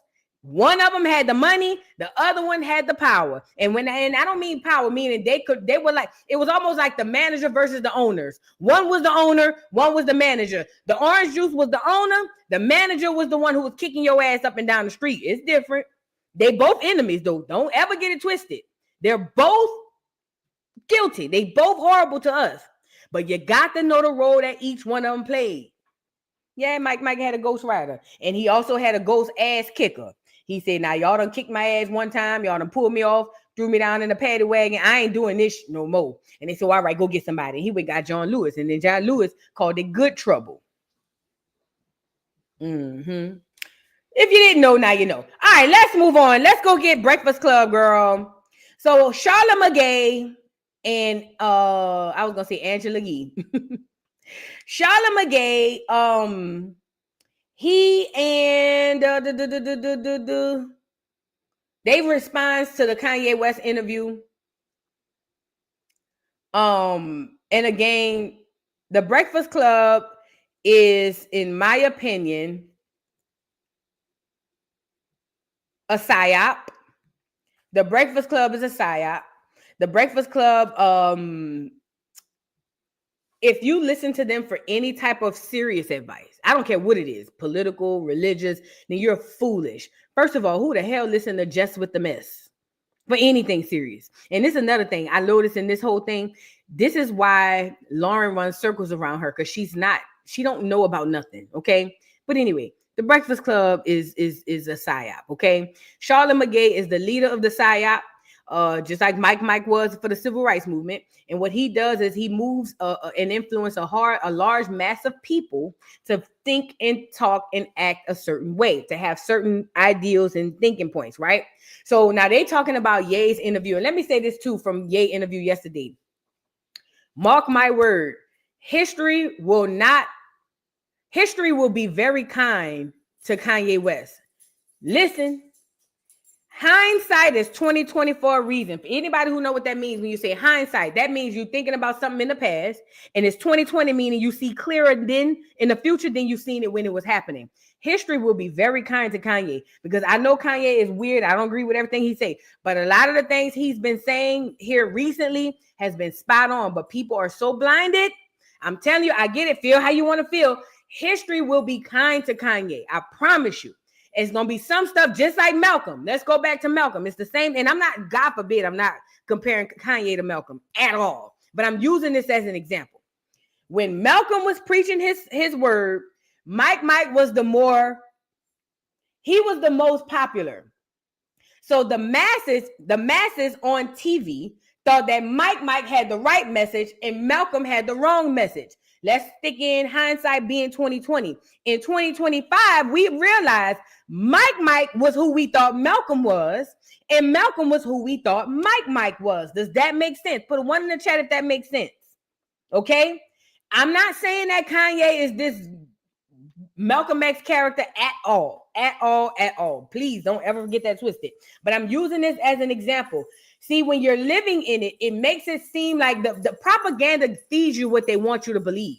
And they want you to believe Kanye West is crazy, and he's crazy. Don't get me wrong. He's definitely crazy. But they want you to believe that you shouldn't listen to him. He's separatist. He's crazy. Same thing they did with Malcolm X. When Malcolm X was alive, the reason why they put him on all them TV shows, did all them interviews and all them debates was not to show you that he was right, but for you to see that he was wrong. That's why they put him up against a debate with Bayard Rustin and all these prominent so-called black leaders who we thought had our best interests at heart. But in 2025, what we realize is, as a matter of fact, they were the detriment that Malcolm was talking about. We should have been following what Malcolm said politically, and economically and everything. Okay? So Malcolm aside, they have learned to use the same tactics like they fooled us in the 60s. They've learned to use the same tactics in 2025, but now we're more of a emotional people now. Back then, we weren't as emotional. Back then we were more logical. Now we're so emotional. The powers that be realize is that if you tell them or if you trick their brains to think this, you got them sold. So this is what's happening. So now let's take it to Kanye West. They've showcased Kanye West going crazy, and he has gone crazy. They showcased him saying weird stuff, put it up, blasted all over the TV. Slavery was a choice. They know that you emotional. They know that. So they know if they just put that piece out there and get the black dude from TMZ, hear me out, get the black dude with the lock, so he look nigga like nigga, and get him to go back and forth with Kanye on TMZ to make Kanye look like he's crazy, you're going to take that and whatever he say thus after, you're not going to want to hear it. Same reason why when I asked y'all yesterday, what has Kanye West said to offend black people? The majority of the people had something to say. The first thing they said was slavery was a choice. Well, get over it, Putin. It was. Okay? Get over it. Number one. Number two, what they do is put out the crazy narrative so you don't listen to nothing of what he's saying. What he said about the orange juice people having control over the industry, over the entertainment and music industry is 1,010% true. Y'all can say what y'all want. Y'all can disregard every single thing he said, but that part is true. And everybody has showed you this. He's not the first or the last person to say this, okay? Now, let's move fast. Let's move forward. The Breakfast Club, being the psyop machine that they are, they're not going to say that what Kanye West said or anything that he said was good. They have to keep the masses thinking that everything Kanye West says is crazy. He's just absolutely slow and da-da-da-da. Because if they thought, if you had the opportunity to really remove your biases and sit down and listen to what he's saying, you might start to be like, wait a minute. Now that makes sense. Now that's crazy. But that makes sense. They don't want that to happen to you. So here comes the Breakfast Club. They're talking about it not because they're interested, because they need to control the narrative, okay? Let's get into what the Breakfast Club. I can't play the audio and the video because they like to strike you, but we're going to get into a little bit of what they were saying. Y'all get the lights up. Trying to support Puff. Mm-hmm. So that's what Okay. So then he changed into a all-black KKK mask and robe and stood for the interview where he talked to academics about several things. So the first thing he talked about, or one of the first things he talked about, was his relationship and his sentiments on Jay-Z. Let's take a listen. All you street Jay-Z, Beyonce, you ain't helped me when I was having problems with my kids. You could have used your influence. No, your influence is for politics. Yeah. Why do you think of strategy? Why do you think they started off with his commentary on Jay-Z and Beyonce? I want to see who's going to get it. Jess is still there. Why do you think they started off with the KKK talking about the costume and talking about Jay-Z and Beyonce. Why do you think they did that? They're already controlling the narrative. Yes, distracting us, shock value. There go Tiff. They're planting the seed of how they want you to perceive everything after. They are starting off with, hey, I'm going to tell you he was in a black KKK outfit. Oh, and he's talking about y'all favorite. So now you're going to disregard every single thing he says after that because you're emotionally tied to this KKK narrative, even though it's a black costume that's really going at the clears, but you're not going to think about it like that. You're emotionally tied to the outfit and you're emotionally tied to Jay-Z and Beyonce. That's why they started with that. Now, let's get into what they're saying. Hold on. Influence is how you could use it. You never wanted to sign anyway. That Dame signed. You ain't show up to my first wedding. You ain't my family. Look. I always wanted some kind of family. Never have family out here. What about the fact that everybody knows what I'm saying is true related to that photo that I put up with my youngest daughter, right? But everything is like, but you offended Jay-Z. F*** him. You know what I'm saying? How much money do you think Jay-Z make off my catalog versus what I make off it? Next subject. There you go. And that part. See? Now they put up the part where that's going to get you emotionally triggered. And now here comes Charlamagne talking about how he feel about the situation. Look.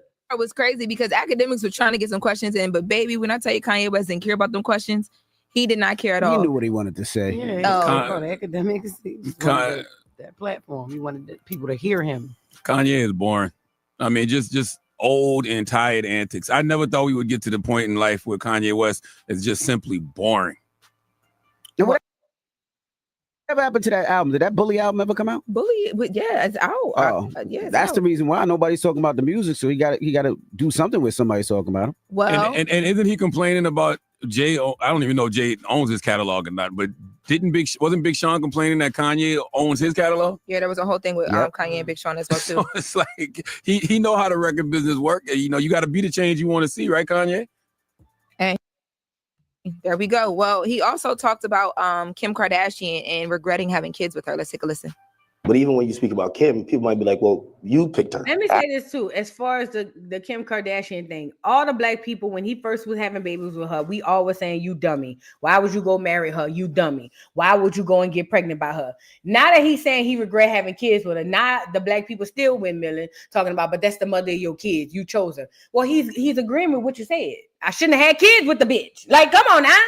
And if y'all still windmilling for the Kardashians, then you're lost.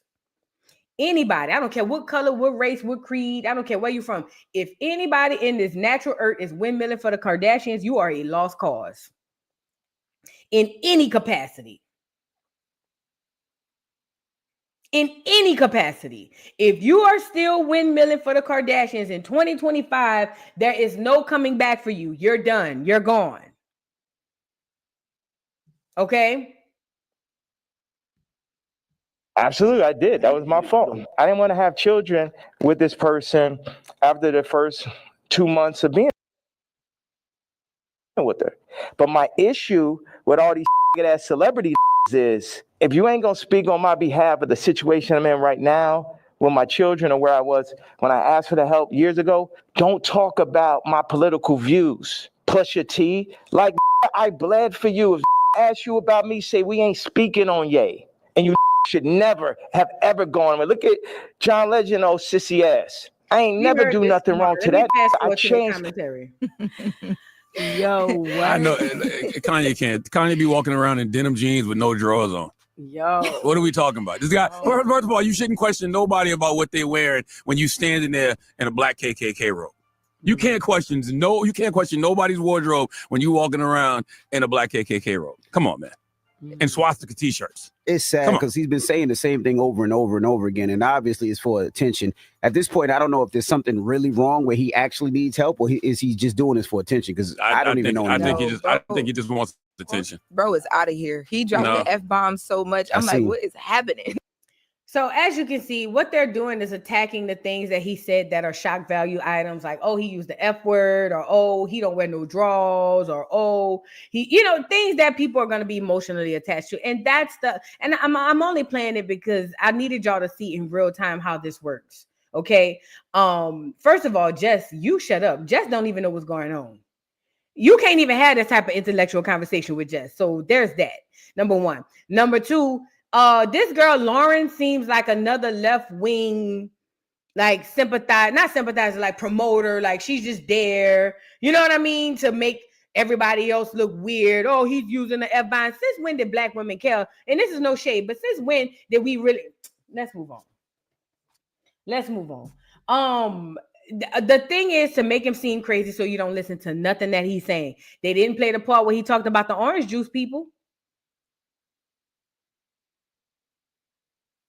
Why you think that is?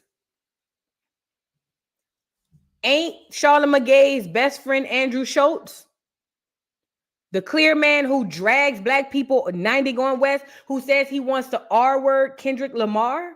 That's his best friend. That's his BFF. Andrew Schultz. And y'all listening to Charlamagne?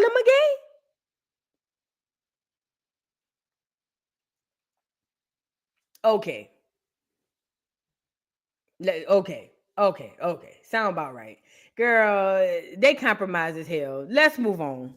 Now, I want to get into Ricky Smiley and Marvin Sapp, girl.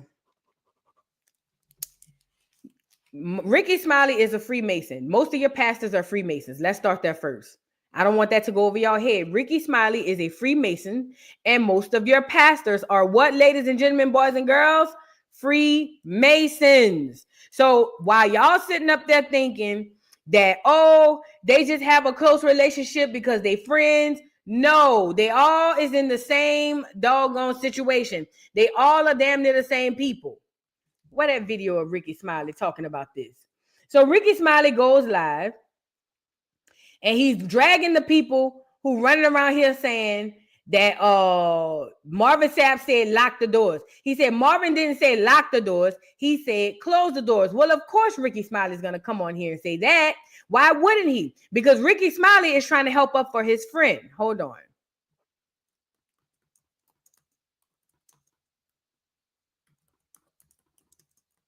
Get the lights up.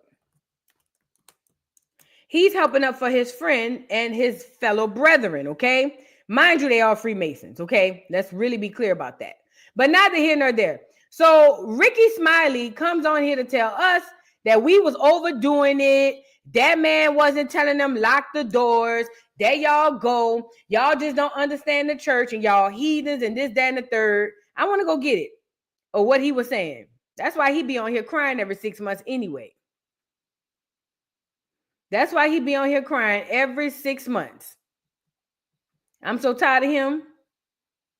I thought it was on his page because he had did a video on his page where he was talking about how we just don't understand the church, and y'all just over there trying to tear down a black man because this is a black man, and y'all need to stop with this and stop with that. Ain't nobody trying to tear down no black man. He held them people hostage, and I said what I said.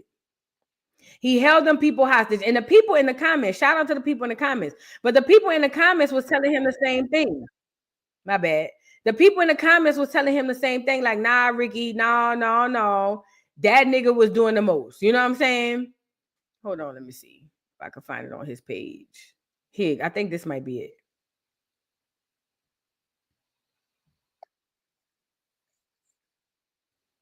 Hold on.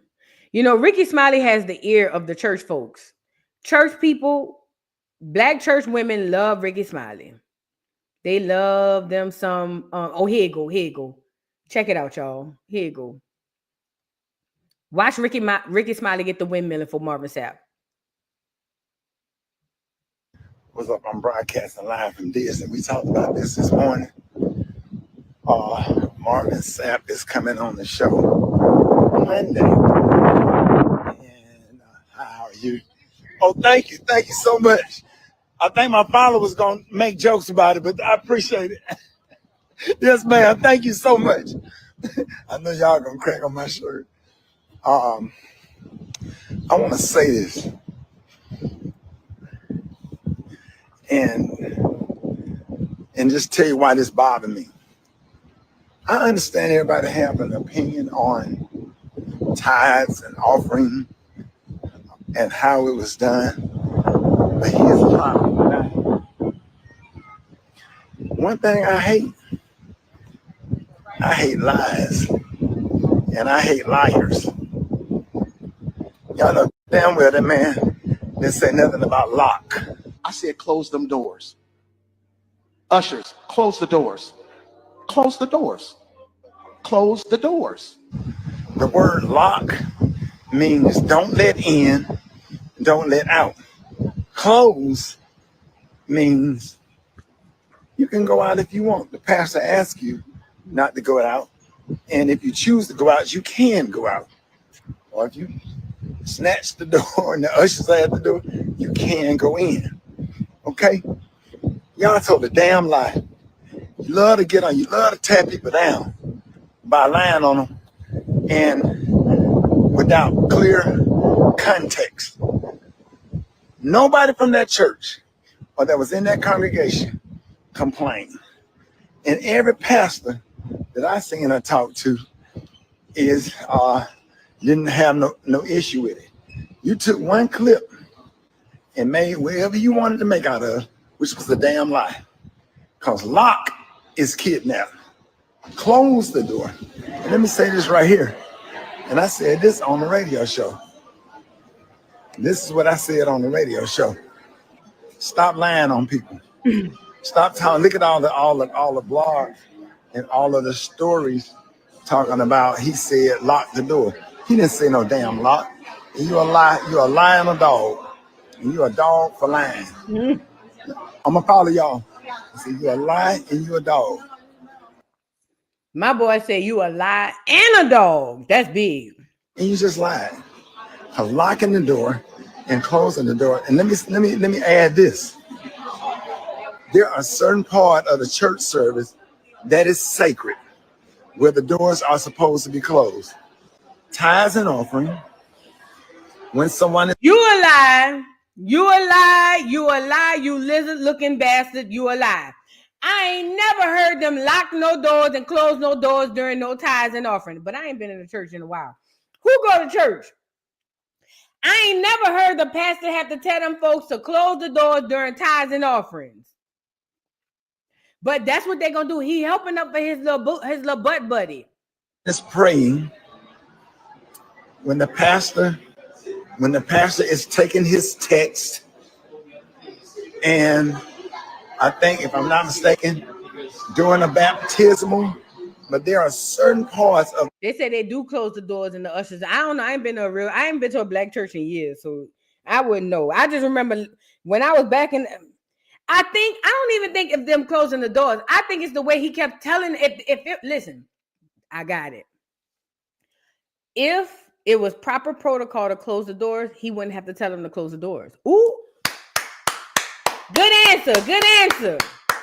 If that was regular, normal protocol for the ushers to close the doors and don't let nobody in and out, he wouldn't have had to say it.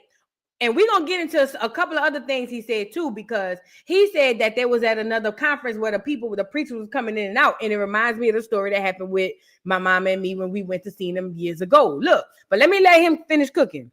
The church service. Yeah, sorry about that. There are certain parts of the church service that is sacred. And the doors are supposed to be closed. Hey, shout out to Al. Y'all welcome Alfreda's to the morning show. Hi. Isn't she cute? Oh, look at my little Mickey hat. Hey, what would you, when I leave there, are y'all? All right, we didn't say it enough. Let me say this. I used to listen to the Ricky Smiley morning show. So I started off listening to Steve Harvey. Then when I found out he was a bootlick, I left. And then I started listening to Ricky Smiley. I used to like his morning show. That's why the ushers don't let you in when they're praying. And probably when he was saying that, the doors was open and people were going in and out, and he was trying to make a point. Period, point blank. Don't tear him down. Because let me tell you something. There's a lot of us benefit off of ministry. If it weren't for ministry, I wouldn't be where I am. Don't try to tear down ministry. It's a lot of people out here doing the right thing and doing ministry the right way. I've seen people get their bills paid and have things done for them and raise money for clothes and food for people that did not have food and certain things in the name of ministry. John P. Key built a church on the same corner that he used to sell drugs on. And he has changed lives. John P. Key has helped me in ministry. If it weren't for ministry. Yeah, nigga don't hear all that ugly ass shit. Listen, I like this first comment. It says, sit this one out, lock or close. He was wrong. You're giving rich, taking up for their own, but I still love you. Outside the last part. That's exactly what it is. He's taking up for his brethren. He's a Freemason. I'm pretty sure Marvin Sapp probably is. If not, he's associated, because most of your black pastors, most of your top black pastors are Freemasons. Okay. At the end of the day, he was wrong, but here come Ricky windmilling with his head down, because none of that matters. What matters to Ricky Smiley is that he get on here, defend his friend, and tell y'all some lying dogs for saying that his friend said lock the doors. Listen, everything is left up to the interpretation. The way in which he says close the doors. He said it 4 times. Close the doors. Close the doors. Ushers, close the doors. That's not, you might as well say put the deadbolt on it. You might as well say put the deadbolt on it. But Ricky don't care about that. All he cares about is helping up for his friends. So boom, he has him over to the Ricky Smiley morning, to the Ricky Smiley morning show, where he's talking to him about what happened. And Marvin Sapp kind of backpedals. But ultimately, he still is on here saying he said what he said. That's what I got from it. He still was on here like, I said what I said. Hold on really quickly. Let me go pull that up really quickly. Girl, Marvin Sapp could have set this one out too. At the end of the day. You shouldn't be asking no people for $40,000. No way. If people had $40,000 to give anybody, you think, listen, a lot of I'll tell y'all this all the time. The poorest people go to church. The poorest people go to church. The poorest people, even the ones with money, the poorest people go to church. But let's move with the money situation. Them people, a lot of these people don't be having money to just run and give you $40,000. What did you need $40,000 for? What did you need $40,000 for? That's first and foremost. Secondly, okay, fine. You got $40,000. What is that going back to the community? What is this? Why are you asking and having people close the doors to get $40,000? Let's get what he had to say on the show. Wouldn't allow them to leave until they gave it to me. And to be honest with you, that is absolutely false. Yeah. Number one, that offering was taken last year. This was a service that happened last August. Number two, it didn't happen at my local church. It actually happened at a national organization's international meeting where churches from all over the country, all over the world came together for the purpose of celebrating the Lord and Savior Jesus Christ. People took issue with me saying, shut the doors. Understand, I never said lock the doors. Yeah. I said, shut. They say the Most High, when he come back, he's starting in the church, because the most demonic, evil people are residing in your churches. They're the leaders of your churches. They know that they're selling these people dreams that they know will never come true, and they make a good coin off of it. Marvin Sapp has been doing this for years, because it happened to me and my mama over 10 years ago. Matter of fact, I'm about to see when Never Would Have Made It came out. What year that came out? What year did Marvin Sapp's Never Would Have Made It come out? 2007. So that was the year, that was the very year the song came out. We in 2025, we almost 20 years later, and the same tactics he was using then is what he used last year. I don't care if it was last year or this year.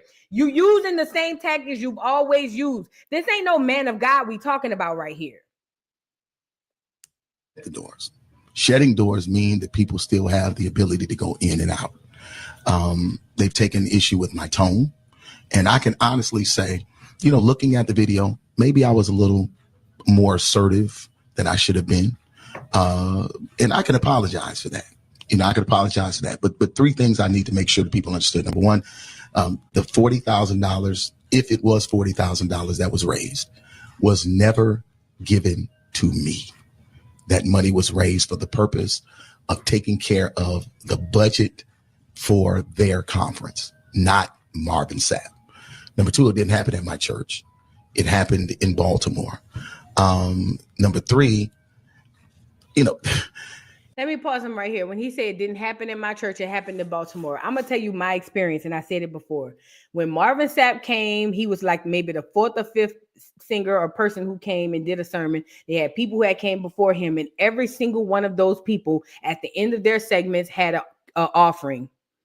Had a tithes and offering section. So that means they get up there, they say their sermon. I don't know if they do it in the middle or at the end, but either way, every single one of them had tithes and offering. And Marvin Sapp was the most aggressive, pushy person in that thing. He was the one, if y'all wasn't on that live, told my mama or told the people in the congregation, the last lady didn't want to give, and she ended up walking out of the church and getting hit by an ambulance and died. That's how pushy this man is. So he talking about it's for a conference. I call cap. Because each and every one of the, if it's still the same way it was in 2007, each and every one of these people who got up there and did a sermon or a song, they all had their own tithes and offering. Every single one of them. So, that was for the budget. Budget for what? Are the people going to the conference for free? I doubt it. So that's cap. And they go it's almost like going on tour. Especially back in 2007, the song was a hit. It was playing on regular radio. Because remember, if you're old enough to remember, gospel used to be on an AM station. If you old enough to remember, gospel music didn't cross over to the regular radio. That was over there on the AM station or one of them gospel channels on the FM station on the radio. It wasn't until Kirk Franklin came in and mashed those two together. And Mary. Okay? Now, once that did that, the doors flooded open for all these gospel artists to make these songs that's more R&B secular versus gospel. And they were able to cross over into the lane of regular R&B. So when Marvin Sapp came out in 2007 with Never Would Have Made It, that song was played on the radio all day long. Y'all know the radio repeat the same 10 songs anyway. Girl, every 10 song is Never Would Have Made It every single day. This is before we had the internet, people, for real. So back then, you couldn't go online and stream your music like that. You depended on the radio. So when Never Would Have Made It was popping, everybody wanted to hear, and that's what made my mama say we gonna go to the church. Cause my mama come out of Jehovah's Witness. We didn't go to no churches, but that's the only reason my mama supported my auntie to go to the church thing, cause Marvin Sapp was gonna be there. We come to hear Never Would Have Made It. That's what we here for. Girl, all that other stuff is cute. Ying. You feel me? But when my mama told me that Marvin Sapp was gonna be, I said, we need to go, mama. I said, he sang the song Never Would Have Made It. And she said, Never Would Have Made It. And I did the song. She said, oh yeah, we could go. That's how we went. We came to hear the song, girl. We didn't come to get robbed. But anyway, the tactics they using now, talking about that wasn't my church. They go on tour, but they go on tour in the chitlin circus of the church. And they go church to church, and they collect money. So he can sit up here and holler, oh yeah, it was for the budget. What budget? For where? For why? Because that wasn't your church. What was he collecting money for a budget for when it wasn't even his church? Y'all got to read between the lines now. People take issue with me being firm with the ushers. Anybody that goes to church, ushers one-on-one, that's the first thing they teach you as being an usher, is that there are 3 times you don't walk. You don't walk during the altar call. You don't walk during prayer. You don't walk during the offering. One of the reasons being is because of the sacredness of the moment. But it's also about security. As a pastor, we understand and we know that churches are being robbed at gunpoint. It's happening all over the country. This is not something I'm making up. This is factual. So if you got 5,000 people in the room, you want the doors closed. You don't want the doors locked. I couldn't get them locked anyway. It's a convention center, but the doors needed to be closed, and there was a lot of pandemonium and stuff that was going on out there. But I wanted to share that first. But that ain't even the reason why I'm here. Here's the reason why I'm here. The reason why I'm here is because what has happened is people have taken clickbait and made something out of it that it isn't. And because of that, my church has been getting phone calls. People have called my church and cussed me out. As they should. My staff as they should are afraid as they because I've received death threats over $20 and shut the door. Let me say this. I don't condone the death threats thing. I don't think people should have done that. But they should have called and cussed your ass out. And the first lady, the secretary, and everybody else working down at the church. And don't minimize it by saying, oh, I've received death threats over $20 and close the doors. No. You asked for $40,000. Your aggression in the manner in which way you were telling them to close these doors. I'll need y'all.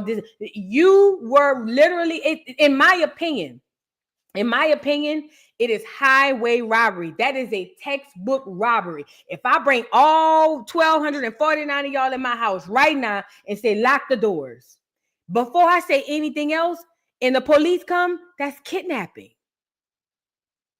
If I bring all 1,257 of y'all in the chat right now into my home and say, lock the doors, if any one of y'all call the police, I don't even have to ask you for nothing. I don't have to do anything. That is kidnapping. But to add insult to injury, if I turn around and say, I need every single one of y'all in here to give me $20 a piece, that's robbery, textbook freaking robbery. So don't minimize it like, oh, I'm getting death threats and these people are harassing me and cursing me out for $20 and close the doors. No, it's the principle behind your greed and your nasty ways, Mr. Sapp. He's been doing this for a long time. And this is why the black church is a joke. The black church is a joke. And I know God don't reside in hardly any of those churches. Especially the mega churches. The black church is a freaking joke. And this is no shade to people who go to church, but y'all is in there playing. And the Most High said when he do come back, he's starting in the church. And you ask yourself why he's starting there. Ask yourself why would he start in the church if all the good resides in the church. You get it? Don't let that go over your head. Marvin Sapp ain't shit. And guess what? I wish I had the number. I would have called and cussed your ass out too. Because I got PTSD from when you did it to me and my mama. You feel what I'm saying? For real though. They should have called and cussed you out. Now, death threats, I wouldn't condone that. But cussing your ass out, they should still be calling. He's sitting up there in hundreds of dollars worth of sweater, and the people in the church don't even have money to feed their families. I hate the church. I swear to God. He's sitting up in there, his sweater looked like he could feed a family for a week just by the sweater alone. And they got people in the church who literally can't take care of themselves and their family. But they go into these churches giving these people the last of their last because they believe the bullshit you spewing to them. Cam said he had on a Rolex. That's what I'm saying. And you taking money from the poor? He worse than a drug dealer to me. At least with the drug dealer, they get a high off of it. They ain't getting shit out of this but hopeless help or hopeless hope. People have come to our campus. They have come to my church to try to cause problems, issues, challenges. And again, my children, I don't look at comments. We talk about this. I don't read comments. When you got millions of followers, you ain't got time to be reading all the comments. You just don't have it. Right. My children do. And they are afraid. And the reason being is because I'm their only parent. I'm a widower. They're afraid for my safety. So now we've had to update and increase security and all the things I've never had to do before. And guess who's going to pay for that security? The people at the church. You got to know when he got back to church, he said, I need to up my security. And they were saying, amen. Because I'm a man of God and the devil is busy. Yes, he is. And I need to up my security. So I'm going to need y'all, instead of us doing 3 offerings, we're going to do 5. Because I gotta up my security and look at somebody's granny. All right, now here. This is my last, but I gotta make sure he's protected. If hell as an existence exists, the preachers going first. I can't stand preachers. I can't stand them. I cannot. There's not a preacher that I like. I ain't gonna lie to you. There's not one preacher that I like, whether I met him in person or not. There's not one preacher that I can't stand preachers. It's a special place in hell for these mother effers. And tell your church stay out the comments. Or because of the vitriol and the anger that people have shown, the things that they've said in my thread and stuff, and all of this is because of a misunderstanding. And I'm not blaming people. Let me be clear. I'm not blaming anybody because of their misunderstanding. I'm just saying in all you're getting, get an understanding. And if I'm sharing with you that the $40,000 that I was trying to raise, and again, I don't know if the organization got 40, 10, 20, any of it. I don't know. I'm hoping that I actually raised more money.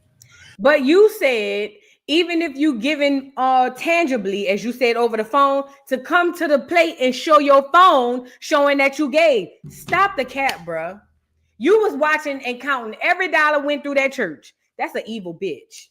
So that I can help the organization that has been such a great support to me. These people, and again, let's be clear. Not a dime of that money. Not a dime of that money came to me. Not a dime of it. And where did your money come from? I've been blessed. There you go. Ricky is, people who follow Ricky are the same people who go to church for Marvin Sapp. You can't convince me otherwise. Okay, so not a dime of that money came to you. Nope, not a dime. So where do your money come from? See, I'm blessed. They make fun of these niggas in the movies all the time. So now you just blessed. That's where your money come from? Copy it. Say that. Okay. I've been extremely blessed. I've sold millions of records. Millions. I'm a songwriter. Oh, I made them give 40. No, he said albums. I forgot he got a song. He said he sold millions of albums and millions of songs. Let me tell you something. All the preachers gonna tell you their money come from books. They all say they writing a book. They gonna come from their books. If they could sing, they gonna have their albums or whatever the case may be. And they're gonna say that they're able to walk around in clothes that cost more than your car because they're so successful at being authors and so successful at being singers and songwriters. Y'all some new age fools. Y'all some new age fools. And Ricky Smiley co-signing him. Y'all don't catch the drift. These people playing in your face and they telling you this all the time. The same Ricky Smiley is the same as the pastor, the comedian, the rapper, the actor. They all one and the same. The activists, they are all one and the same. Behind closed doors, they all hang together. They all one and the same. The athlete, the activist, the pastor, the entertainer, they all one in the same. Marvin Sapp ain't no better of a man than Antonio Brown or Kanye West. They all the same behind closed doors. So you making all this money so you can have all these things. Yeah, this is another thing. You asked for 40K. You had a specific goal in mind and you didn't ever find out how much you made. So you mean to tell me you got down to them places and you told them people you need $40,000. You had the collection plate come by and you never went to ask how much they made? I call Cap. It's survival.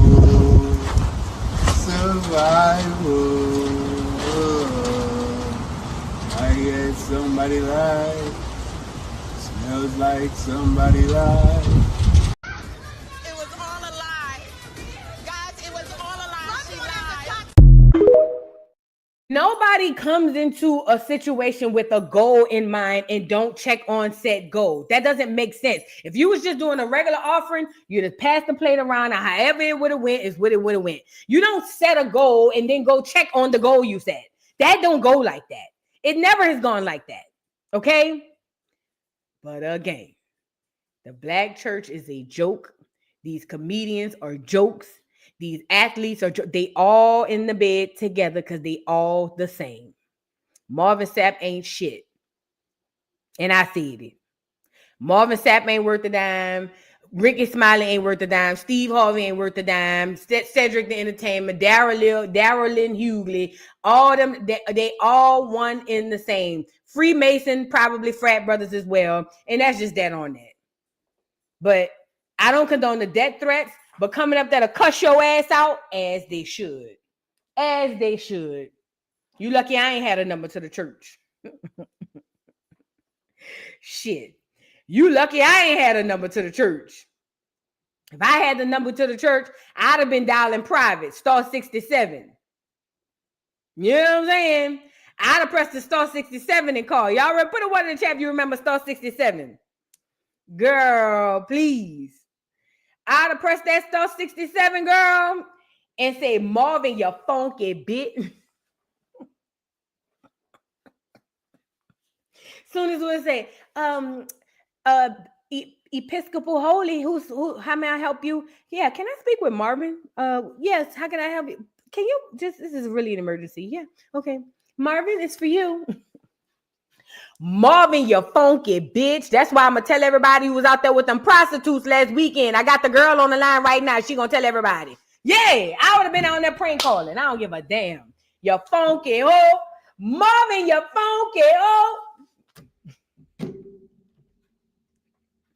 I used to play on people's phones back in the day. Before cell phones. I used to play on people's phones. Matter of fact, yeah, in high school. We was water girls for the football team. And we had found the roster with everybody name and phone number and address on them. But we didn't care about the address. We had no call, no way. But me and my friend had wrote down everybody's number. And we went home and prank called everybody. We played on even the coach phone. Yes, we did. We even played on the coach phone, but we ended up getting fired anyway from the water girls. But anyways, yeah, I used to play on people's phone. Yes, I used to play. I did, and I would have played on his phone. I would have. I don't know if star 67 worked no more, but I'd have pressed it anyway. Look, you a professional, because we used to do that. Get the white pages and just pick a number. Girl, please get the white pages and just pick a number. What's his? If you see the name John Smith, he clear. Call him. Girl, please. We used to get on. Girl, look. Go get that white pages. Flip through them pages. Listen to me, girl. Get that number star 67 504 whoop whoop whoop whoop whoop whoop. Me and my friends on the three-way. Shh! Don't say nothing. Don't say nothing. Don't say nothing. Hello. Hello. Hey, John. Hey, how you doing? Who's calling? Hey, it's Amanda. Oh, I'm going well. Yeah, I was calling to see if you had checked your car. Whoa, checked my car? Checked it for what? For these nuts, bitch. Ah! You know that girl, that used to be us. We was childish. You know what I'm saying? We used to do that. You know what I'm saying? But anyway, the black church ain't worth a dime, because I saw somebody say they love them. The black church ain't worth a dime. Marvin Sapp, they should have been playing on your phone. I wish I knew the number out of star 67 and played on that mother F for 2. You feel what I'm saying? It is what it is, and I'm glad they're cussing you out. I don't condone y'all going over there giving that man death threats and all that stuff. I ain't say he didn't deserve it. I say I don't condone it. But ultimately, God gonna deal with him. God gonna deal with him for sure. I remember that block your number and F with people until you forgot to do the star 67 before you dial. Ooh, girl, that happened to me. Hang up real quick. Girl, one time the man called my phone back. Ooh, I was so glad my mom wasn't home. Ooh, girl. The man called and said, you forgot to block your number, huh, little bitch? I said, ooh.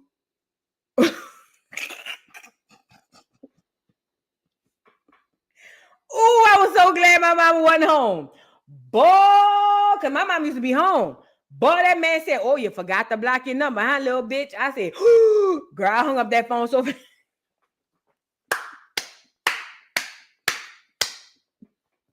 Talk about feeling like you about to die, bitch. Ooh, girl, my stomach was hurting when that man did that.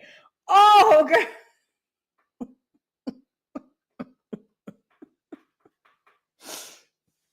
After that, I started telling my friend, you dial it. I'm gonna just be on the three-way.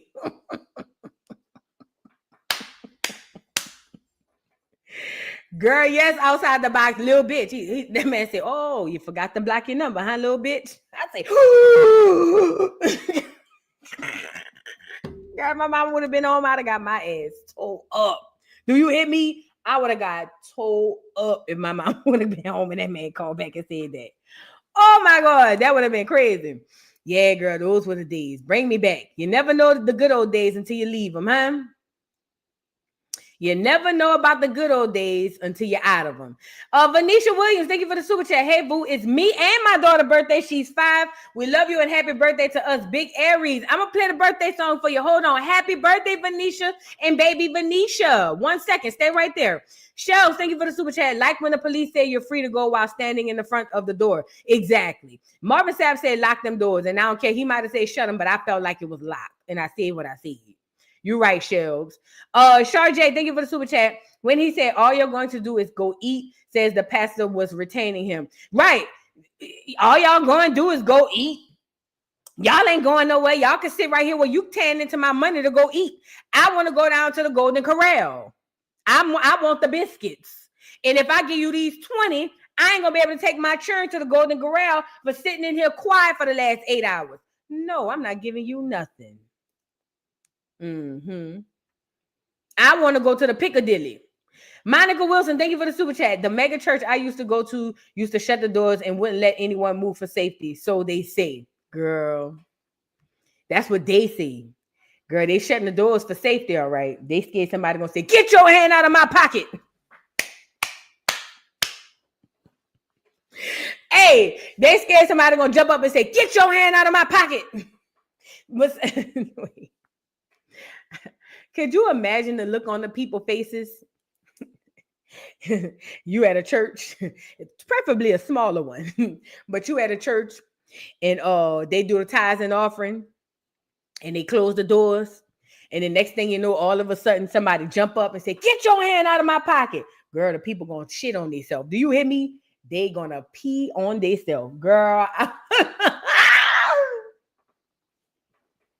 everybody seen the Malcolm X movie. So once they do that, oh my God, girl, everybody gonna die. They gonna die. They ain't gonna be able to make it, girl. I would love to see that. Oh my God. Get your hand out of my pocket. Olivia Dreams, thank you for the super chat. Sounded too pushy and forceful. I feel it at home. Of course. I felt it at home too. It was pushy and forceful.